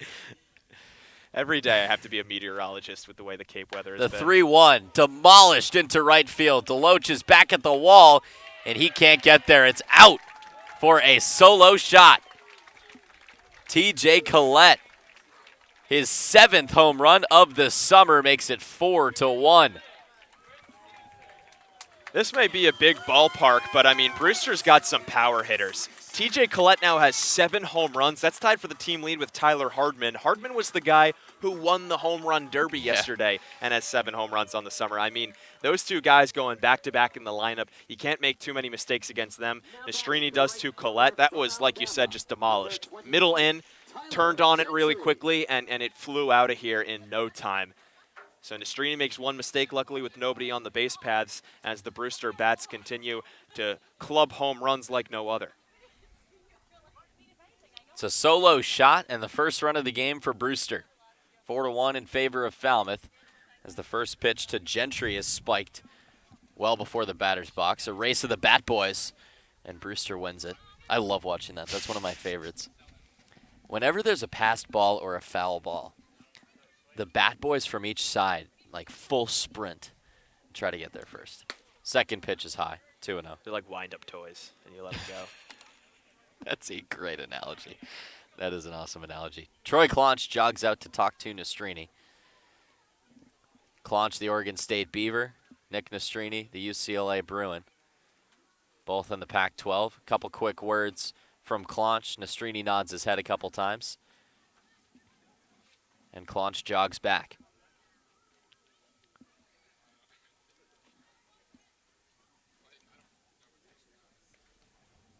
Nick Nastrini, now over 20 innings of work on the summer. Here's the 2-0. At the belt for a strike to Gentry, 2-1. We hear so often that pitchers, should be staying home. They get shut down when they're past 50 innings for a lot of teams after their spring seasons. Shouldn't be coming to any summer leagues, but Nastrini's a guy. Ground ball up the middle into center field. Base hit for Tyler Gentry, and the Brewster Whitecaps have a little 2-out rally here in the bottom of the 4th. Good piece of hitting, low fastball, knee high, just took it right back where it came from. Can't ask for much more from Gentry. But like I was saying about Nastrini's a guy who didn't get to pitch really at all this past spring due to injury. And coming to the Cape, throwing over 20 innings, he can pretty much throw however much he wants. He's going to have most of the fall to rest after fall ball. So it's a really big improvement for him, whereas some guys need to shut down, they need to rest their arms. For him, it's maybe the most important thing to see live action after a freshman year where he was down for the count for the most of it. He's already pitched more this summer than he did all of his freshman year at UCLA. Curveball is swung on and fouled into the shin of Marcos Castanon. He flew out to right field his first time up. Something I noticed, these hitters here at 5, 6, and 7 have made great contact all game. They went down in order in the second, but all of them flyouts and all of them hard hit. Yeah, that was when Nastrini was falling behind everybody 2-0, and he was having to get some get-me-over pitches, and they were really slamming them, but they just weren't getting enough on them. Nastrini working from the stretch with Gentry on first base. Gentry moves a couple paces over to his right. Jackson Coutts, the first baseman, has his right foot on the bag, ready for a possible pickoff. Here's the 0-1 delivery. High fly ball, should be foul territory. Trei Cruz is ranging over, and he makes the catch right by the Brewster bullpen. Nice play by the third baseman, Trei Cruz, looking over his shoulder and making the third out. Brewster strikes with a solo shot from TJ Collett. They score 1 run on 2 hits, no errors, and 1 runner left on base. It's 4-1 heading to the 5th inning on the Falmouth Commodores Baseball Network. Baseball Factory, which has proudly supported the Cape League for 20-plus seasons, conducts baseball trainings, tournaments, and showcases at over 1,000 events nationwide, providing players with world-class instruction and help with college recruiting. The Baseball Factory program leads to future success both on and off the field for players in both middle school and high school. It's never too early to start. Learn more at baseballfactory.com. For sales and rentals of Caterpillar machinery, generators, and marine engines, visit MiltonCat.com, your area cat dealer. Milton Cat, the Cape and Islands Caterpillar dealer, is proud to be a sponsor of today's game. Curry College offers 14 NCAA Division III athletic teams in sports such as football, baseball, softball, basketball, hockey, soccer, lacrosse, tennis, cross country, and volleyball. Read about the success of the Curry Colonials and their championship teams. It's all online at www.curry.edu. Top of inning number 5. This game just has to get through this frame before the rain comes for it to go down as a final score. Whether it ends in the 5th, 6th, 7th, 8th, or 9th, doesn't matter. They just have to get through this, what could be last frame. Kurt Wilson still on the mound for the Whitecaps. He looked a little bit shaky in the 4th, but got out all right. Yeah, the shakiness was because of walks. He didn't allow any hits, but he just couldn't find the strike zone. He allowed a 5-pitch walk to Hayden Cantrelle, a 4-pitch walk to Zach Deloach. A couple of deep counts, but he was able to get out of the jam, like you said. Just a matter of if he can hit the strike zone as of now. It'll be Troy Claunch, Barron Radcliff, and Jackson Coutts who will try to get some hits against Wilson. And Claunch has done so before. He took Kurt Wilson to deep center field in the last matchup here at Stony Brook Field on July 6th. And that was when the wind was actually blowing out of the ballpark. The wind perhaps helping Claunch on that dinger. Foul ball back into the screen to make it 0-1. Troy Claunch's dad in town this week. He's got a new necklace on. What? Yep. Who? Troy Claunch. Sorry, not Troy Claunch's dad. That makes it weirder. Ball 1 upstairs. I thought you were talking to Troy about some necklace before the game. I was. About his dad's necklace. No. Troy Claunch has a new necklace. Okay. Not his dad. Oh, okay. I realized I didn't specify as ball number 2 comes upstairs. At first I thought it was a fightin'. Remember those from Little League? Oh, yeah. Those things that were supposedly like gave you energy or something. Yeah, like gave you energy, like something. Kept your balance. Totally. That's exactly what they sold them for. The 2-1 is a strike on the outside black to the righty Claunch. It's this cool sort of chain-looking necklace that is made of tungsten. Ooh, that's my favorite element. It's really it's heavy. He says it's heavy. Does he play with it? Yeah, he's got it on right now. 2-2, check swing. Nope. Appeal down to first, and he did. Yikes. Troy Claunch can't believe it. He thought he held up the swing, but he gets K'd up in his 3rd at-bat. It's the tungsten weighing down his arms. Must be. It's a heavy element. It is a heavy element. You know what's my favorite element? I have a favorite. What's yours? Wait, can I guess yours and you guess mine? I just said it. Yours is tungsten. Yeah. Can you guess why? Oh, I thought you said can you guess what? I'm all over the place right now. Why? It's because it's like the little element name is just a W. Like, why is it a W? That's ridiculous. Here's Barron Radcliff. Big swing at the first pitch. It's fouled into the mitt. So it's just because of the abbreviation is and weird. It's used in swords, which is kind of cool. That is cool. Yours is Americanum. Americanum? No. Mine is zinc. Why? It's cool. The 0-1 is flied foul. So here's why. Zinc just sounds cool. It starts with a Z. That's cool. Yeah. And I did a project, in like chemistry when you have to do a project on an element. Okay, well, we had to do a project on an element. So I picked zinc, and I read this article that was like, we all need zinc, and like we'll die without zinc. So I was like, cool. All right. Zinc's cool. Yeah. The 0-2. High for a ball. So Jackson Coutts is in the on-deck circle right in front of us. Yeah. And he was just – he doesn't know why we're talking about the periodic table of elements and not baseball. 1-2 from Wilson to Radcliff outside. And again, Radcliff doing a good job when he gets behind an account clawing back. And this is something we haven't seen from him for the most part in the beginning of the season. And then when he starts hitting well, obviously striking out less, you're going to be hitting more is the theory. Still has strikeouts in, 8 straight games, but a lot less frequently. Curveball poked back up to Wilson. He fields it underhand and throws it on to first. 2 down. Honestly, I think best case scenario is just a 1-2-3 inning for the Doors in this half inning. I don't know if you can bank on the rain though, because I doubt they're checking the radar in the same way that we are. No, not the players. I'm just saying, in hindsight, it looks like it could pay off. Sure. Just because radar doesn't look great. First pitch, it was beautiful. First pitch, it was beautiful. I mean, it's so up and down right now. Yeah, I wrote on our scorecards. First pitch to Coutts. Curveball that he pokes foul. On our scorecards, it says like team versus at, like what ballpark it's at, time of game, start time, and it has a weather box. And for weather, I usually write clear or partly cloudy. I wrote, I don't know, because I truly don't know. Right. Wilson trying to work a 1-2-3 inning. Here's another curveball for a strike.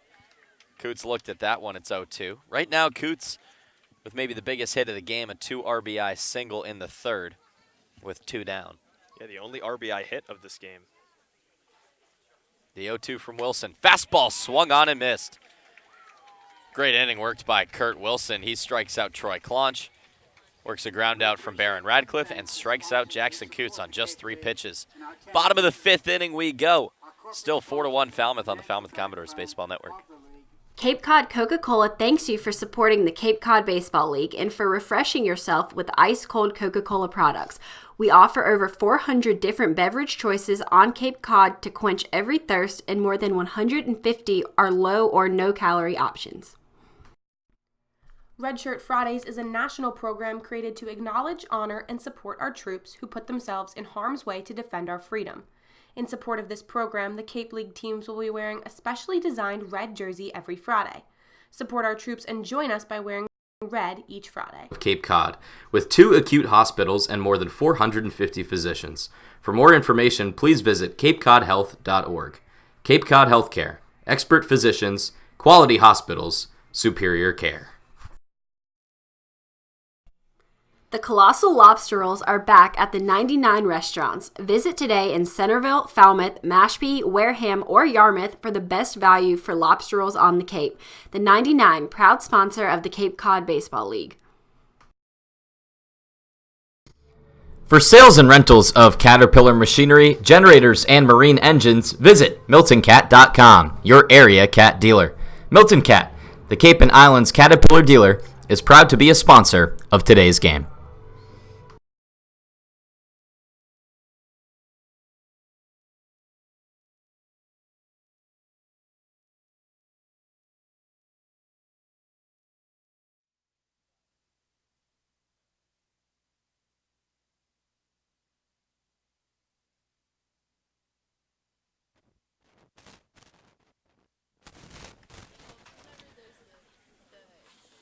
Ball number 1 comes into Justin Vogt. 8, 9, and 1 due up here in the 5th.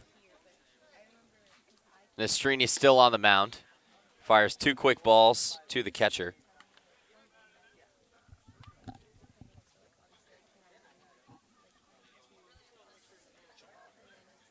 Nick Nastrini from UCLA trying to earn himself a win if he can get through the 5th inning and the score stays the same. Here's a hard hit foul ball towards the Brewster side. Now, Justin Vogt only has 26 after a walk in the 3rd, still only 26 registered at bats for the summer. He's been here pretty much the entire time, so he doesn't usually get too many frequent starts. So he's played a lot against the doors. There's off speed that just misses below the kneecaps. Vogt worked a walk his first time up in the 3rd, but was left stranded there. Brewster with just 4 hits. Falmouth with 5. Ball 4 upstairs. Fastball above the letters, and Vogt is 0 for 0 with 2 walks. Yeah, and he's the guy who's got one of the lower batting averages on this team. He's was 5 for 26 it was, had a sub-200 batting average, but he's getting free passes to lead off both the 3rd and the 5th. Luckily for Nastrini and the doors, he's a catcher, so not a lot of speed, won't be threatening to steal any bases, but still got to be careful. Duke Ellis takes a pitch inside. And right now, Nick Nastrini having trouble finding the zone. We saw it a little bit earlier in the game. In the 4th inning, gave up that home run to TJ Collett on a 3-1 pitch. And then a single. Vogt's on first. Not really a threat to steal. Ground ball right side into the gap. Deloach fields it in right field. Vogt's on to second, and Ellis is on to first with a single. And that's only Ellis' 7th hit in now 34 at-bats on the summer. So he's another guy with a sub-200 average, but gets to Nastrini in this inning. Both those guys at the bottom of the lineup, walk and a single. And now you've got the toughest part of the lineup, because 1 and 2 in this Brewster lineup is definitely the best. Auerbach and Workman, they have been red hot lately. And you got to be careful with them when you've got runners on base, especially in scoring position, and there's nobody out. So the bottom of the order would have been great to get them down for the count and have 2 outs and nobody on for the top of the lineup, but now you just got to dig in and be the best Nick Nastrini. 3-run lead for Falmouth. That could all change very quickly with 2 of the best hitters on the Cape coming up here. Auerbach takes a first pitch strike. Singled and popped out.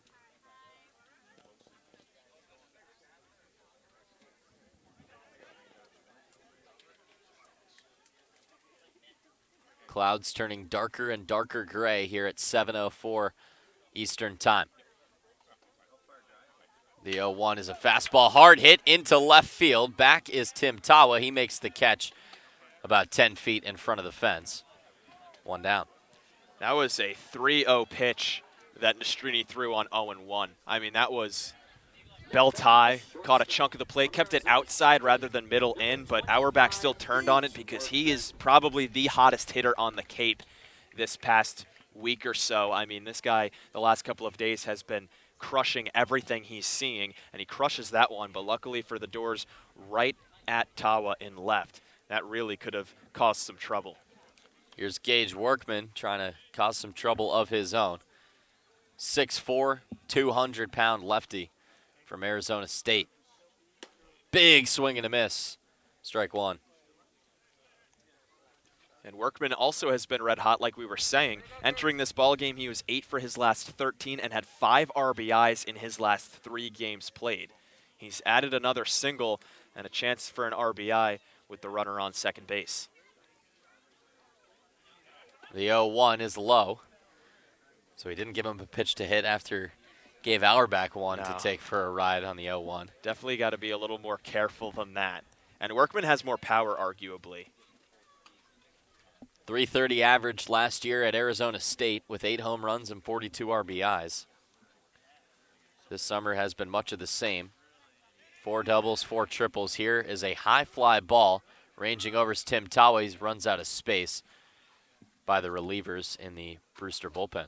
Yeah, that wind is starting to whip from right field towards left field and in. So it's not helping these power hitters. I mean, like you were saying last inning, that we saw the middle of the lineup for Brewster crushing some baseballs, but they were getting blown back in. We've seen a couple from Falmouth. Blake Dunn comes to mind. And then that one, obviously not far enough for a home run, but probably should have been caught by Tawa. And then all of a sudden it just keeps trailing and trailing and trailing away from him. And he has no play on it because the wind just was playing games. Hitters 2 through 4 have struggled with the Ks, though. Workman 1 for 2 with a strikeout, and hitters 3 and 4 have struck out every time they've been up.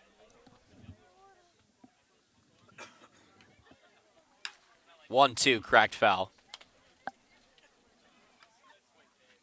This is a big pitch for Nastrini. We've seen a lot of his 2-strike pitches catch a little too much plate. Right now, he's not in a 3-2 situation. He's been in a lot of 3-ball counts this game, so he's had to throw really good pitches. But right now, you're at 1 and 2. You've got an opportunity to waste some in the dirt, and we haven't seen that too much from him when he's had hitters on the ropes.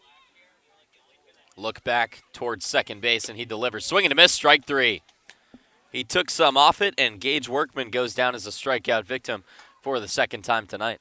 Yeah, back in the 3rd inning, he was able to strike out Workman on pretty much the same exact pitch. Same location, about knee high, catching a chunk of the plate, but it was a changeup. Bottoms out at the last second, and Workman was unable to connect on that one, unable to connect on this one either. If it ain't broke, don't fix it. And Workman showed that he clearly didn't make the adjustment to be able to hit that off-speed pitch. Hitters 2 through 4 now with 6 strikeouts. They are the only Whitecaps who have gone down by way of the K this evening. Ball 1 inside to Mason Dodd. Dodd, another recent addition to the Whitecaps. From Augusta, Georgia, goes to Belmont Abbey. Stands at 6 foot. This summer, just a .206 average with 3 extra base hits. Swing and a miss, strike 1. Changeup has easily been Nestrini's best pitch all ball game. We've seen the curveball come up short too many times. He's been bouncing it off the plate a lot. His fastball has been taken for a couple rides, but when he's keeping that changeup knee high, he's getting more swings and misses than anything else. Mason Dodd 1 for his last 18 with 8 strikeouts. Here's the 1-1. Off speed. That catches the inside part of the plate. 1 ball, 2 strikes. 2 down here in the bottom of the 5th inning. Brewster put their first 2 batters on base with Vogt drawing a walk and Ellis with a single to right field. Nastrini trying to leave him stranded. He looks back to Vogt at second once, twice, kicks and delivers. Hard hit. Bloop into center field. Blake Dunn is there, and he makes the catch. Thought it might drop off the bat, but Mason Dodd moves to 0 for 3. The Whitecaps, no runs on 1 hit, no errors, and they leave 2 on base. This game will be final one way or another. We head to the top of the 6th as the clouds keep rolling in. You're listening to the Falmouth Commodores Baseball Network. Cape Cod Healthcare is the leading provider of healthcare services for residents and visitors of Cape Cod, with 2 acute hospitals and more than 450 physicians. For more information, please visit capecodhealth.org. Cape Cod Healthcare, expert physicians, quality hospitals, superior care.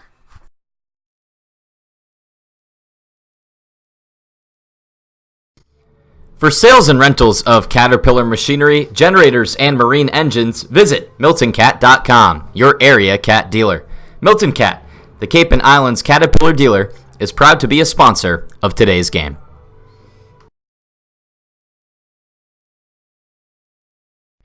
Learning at Curry College extends beyond the classroom and is embedded in all they do. Curry prepares students to engage in successful careers and active citizenship with a global perspective. Explore undergraduate majors, minors, and concentrations, including new majors in accounting, biochemistry, and software development, online at www.curry.edu. Redshirt Fridays is a national program created to acknowledge, honor, and support our troops who put themselves in harm's way to defend our freedom. In support of this program, the Cape League teams will be wearing a specially designed red jersey every Friday. Support our troops and join us by wearing red each Friday.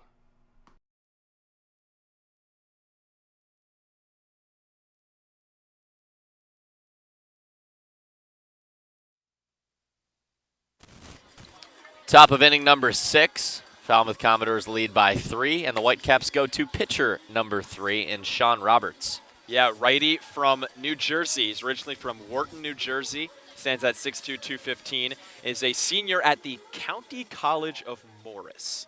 I'm going to assume that's a community college, but I don't know anything. It is a JUCO. It's a JUCO, yep. 2.73 ERA last year with a 6-1 record, 56 innings of work, 8 starts, 66 strikeouts. Now, what confuses me is how could you be a rising senior at a JUCO? Rising junior. Oh, he's a rising junior. Rising junior. Point streaks letting me down. Yeah, point streaks. Yeah, don't ever trust point streaks. This will be his first appearance, though. This is his first appearance of the summer. He was just activated today. Whitecaps seeing a handful of guys recently released. Here's the first pitch to Tim Tawa. He takes a healthy hack, fouls it back into the screen. Here's the foot race. Falmouth wins 1v1. A friendly toss to the Brewster bat boy as they both jog back to their respective locations. It is dark. It is dark. Yeah, we saw a game called here in the 8th due to darkness. Here's a fly ball that should stay on the infield. First baseman Dodd is there. He makes the catch. I truly think Stony Brook Field is one of the nicer parks on the Cape, and not too many people agree with me, but I love it. I love the tree cover. I love how secluded it is. Kind of feels woodsy and stuff. But we have never been here in our 3 trips here in our 2 years as Doors broadcasters, have never seen the sun out here. We saw it for maybe an inning to start this ball game, but last time we were here, it was pretty much cloudy the whole time, and then fog and rain rolled in to cut the game short in the 8th inning. Darkness at like 7 p.m. And then last year when we were here for a doubleheader, it was cloudy and overcast the entire day. Ball 1 misses low to Kevin Kendall, who's 0 for 2. Ground ball to second base to start it off in the 3rd. And then a strikeout in the 4th. The 0-1 is swung foul. 1-1. Commodores went down in order in the 5th. That was Kurt Wilson's best inning of work, maybe on the summer. He goes the longest he has all summer long with 2 innings. No hits, no earned runs. He walked 2 but struck out 4. Here's the 1-1 from the righty. Ground ball towards second base again. Castanon is there. Plenty of time for the throw on to first. 2 down. So Kendall still struggling. It looked like he had caught a break after that Wareham game when he went 2 for 3 with a 3-run home run, but he went 0 for the next game against Orleans. Now he's gotten starts in back-to-back days and is 0 for again, 0 for 3 so far in this one. So I don't know what the turning point is going to be for Kendall, but it seems like that Wareham matchup wasn't it. Here's Hayden Cantrelle, who squares up a bunt. It's actually popped past the pitcher for a hit. What? Are you kidding me? He immediately points toward the Falmouth dugout. That was the wackiest bunt I think I've ever seen. It was like a pop fly line drive that actually went to the back of the mound, landed in between Roberts and Castanon, the second baseman. Cantrelle with a hit. That is a bunt banjo. They call bloops banjos on this team. Double B's, baby. And he just got a bunt banjo that never left the infield. Unreal. Roberts with 2 outs and Cantrelle on first. Here is a foul ball from Blake Dunn. Cantrelle moves to 1 for 1 with 3 walks and a bunt line drive hit. He's batting 1,000. Not bad. Also scored a run, first of the game for the Commodores in the 3rd inning. Roberts got an 0-1 count to Dunn. He'll check on Cantrelle, who slides back in safely.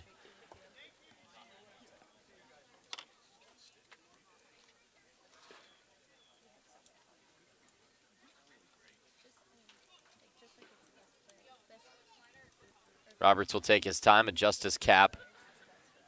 Making his debut on the Cape, as last summer he was in a new collegiate league that I had never heard of till I researched. The Atlantic Collegiate Baseball League. Never heard of it. 0-1 is low. He was with the Jersey Pilots. Was an all-star. 3-2 record, 3.17 ERA last summer in 6 starts. He had 34 innings of work, 38 Ks, and 11 walks. The 1-1 on the back pick down to first from Vogt. He's in safely. 2 balls and a strike to Dunn. Yeah, Hayden was taking a lot of liberties on his secondary leads. There was really no attention being paid by Roberts, and finally Vogt decided maybe a snap throw would catch him sleeping. But Hayden's just a little too agile to be caught like that. Blake Dunn ropes the 2-1, but it's going to loop foul. That was a hard hit line drive down the left field line. Literally down the left field line until it landed. Blake Dunn is tattooing baseballs this game. Every single thing he's swung on, and even the foul balls have been absolute lasers. He's putting together some good at-bats at the plate. He's got a single to show for it, a walk, a stolen base, and a run scored. Something clicked for him recently, because this 4-game hitting streak prior to then, he was really struggling, but he is looking just so sharp right now. He started it off with a double against Wareham that I think was one of the sneaky big plays of that game. It was a stretch double on a ball down the left field line. Ended up scoring the first run of the game. Watches a ball outside to work the count full. That was in a 3-1 win for Falmouth, so every run counted, especially at that point in the game. They were not able to crack Wareham pitching until Dunn made it happen. 3-2, 2 outs, 4-1 Falmouth with Cantrelle on first. Oh, that's a ball. He'll head back to first. No, he's going to second. And now he goes to second on the Lake Bulk call. First base umpire, as well as the home plate umpire. Yeah, you cannot making the call. You cannot make a pickoff move towards a base where the infielder is not covering. Roberts had not tried to pick off Cantrelle at all at first base, so Dodd thought, hey, on 3-2, he's going to be running anyway. Who cares? Goes off the bag, and that's when Roberts tries to go over. Here's a line drive caught by Dodd. Makes the snag at first base for the 3rd out. So the Commodores score no runs on 1 hit, no errors, and Hayden Cantrelle is the 1 runner left on base Bottom of the 6th inning we go, still 4-1 Falmouth. The Falmouth Commodores would like to thank Franklin Sports for their sponsorship of the Cape Cod Baseball League. Franklin is yet again proud to be the official batting glove of the Cape Cod Baseball League. Throughout the summer, all 10 Cape League teams are wearing their own custom team batting gloves, courtesy of Franklin Sports. To order your favorite team's design or to create your own, visit franklinsports.com/custom. Enter code CCBL20 for 20% off your purchase. From Cape Cod to the major leagues, only the best hitters in baseball wear Franklin gloves.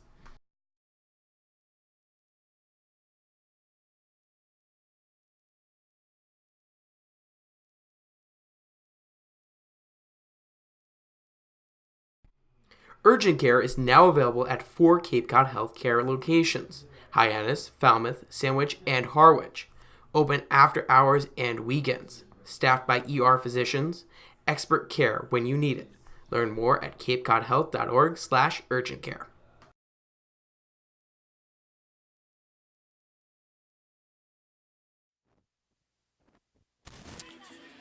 Come back in the bottom of the 6th inning. Danny, show me around the road ahead. So Hyannis tomorrow. You were right, at Hyannis. I thought we were home for some reason. Then we're home for Wareham. Then a couple of road games. Usually it's called like a home and home. It's a road and road, as we have to make the hour-and-a-half trip to Orleans and then do it again the next night, Thursday and Friday. You forgot about the drive home. We got to do the trip. We got to do the it's drive like back. 3 hours round trip. Right. So it's 6 hours total. Whatever. We're doing it. Firebirds will get crushed anyway. Who cares? Then a home doubleheader Saturday versus the Bourne Braves. Then at the Bourne Braves, so home and home really there. And then home versus Hyannis on Monday the 29th. And the regular season is coming to a close in the next couple days after that. You know what we got to do right now? We got to come up with a name for 3 games in 2 days against the same team at different locations. A home, home, and road. A home, home, and home. A double home road. A double home road. That's what we're going with. I like it. I like Got it. a double home road against Bourne. Will that cap off the season series against the Braves? That will. It will. Yep. Right now, the Braves are one of just a few teams, one of 2 teams with a winning record against Falmouth. Yep. The other is Yarmouth Dennis. That is it. As we now head to the bottom of the 6th inning, Aiden Maldonado is on the mound for the Falmouth Commodores, and he's been good. Yeah, Aiden, the righty from the University of Illinois. Had a tough year at Illinois, but it seems like he has made just strides this summer. Here's Tyler Hardman at the plate. He takes a fastball at the shins for a ball. His ERA not exceptional. It's 4.50 with a 2-1 record, but I mean, when he lets up runs, usually not a lot. His last time out at Wareham let up 1 run in 1 inning of work on 1 hit and 1 walk. Did strike out 3.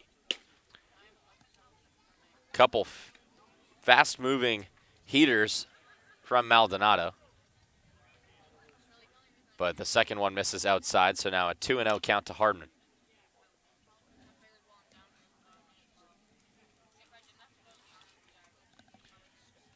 Maldonado, one of those pitchers who works from the stretch even when the bases are clear. Swing and a miss, strike 1 from Hardman, now 2-1. Commodores looking for their 6th straight win. This is their longest winning streak of the year already.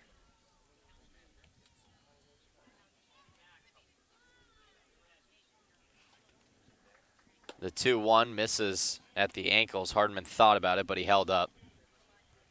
The reason I was raving about Maldonado with making strides is, like we said, that ERA, nothing too great.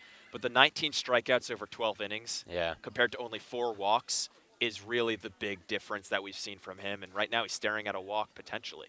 He's allowed a walk in his last 2 outings. Beautiful fastball right down the middle. And it's really popping in Trei Claunch's mitt right now.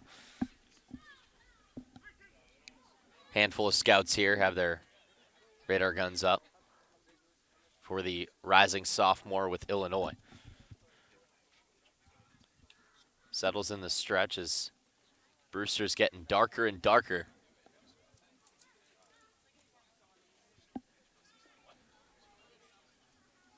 .723 the time here at Stony Brook Field. Maldonado bobbing back and forth. He settles in the stretch, exhales, lifts his left leg and delivers. Check swing. He did go around, says the home plate umpire. Tag applied on the drop third strike. And Hardman goes down, a strikeout victim for the third time tonight. Yeah, 3 at-bats, 3 strikeouts. They always say when you compete in a home run derby, it messes up your swing. Well, no, only that was the only strikeout that Hardman had in which he was swinging. The other 2 were looking, so it just seems like a tough rebound for him after the little bit of BP he took yesterday. Here's TJ Collett. He went yard his last time up, a solo shot off of Nick Nastrini. Check swing. He he holds up but takes a strike. As we'll look at Nastrini's final line, he's staring a win in the face. 5 innings of work, 5 hits, 1 earned run, 2 walks, and 6 strikeouts. He is just so consistent when he's on the mound. Yeah.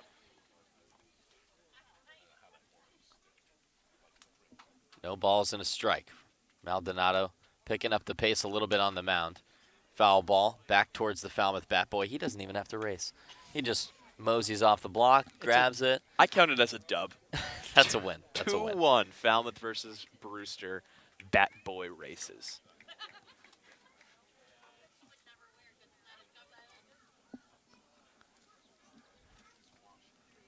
Nothing in 2 to TJ Collett, designated hitter today for Brewster. Collett, an all-star himself, went 0 for 2 in the all-star game yesterday. Takes a ball low.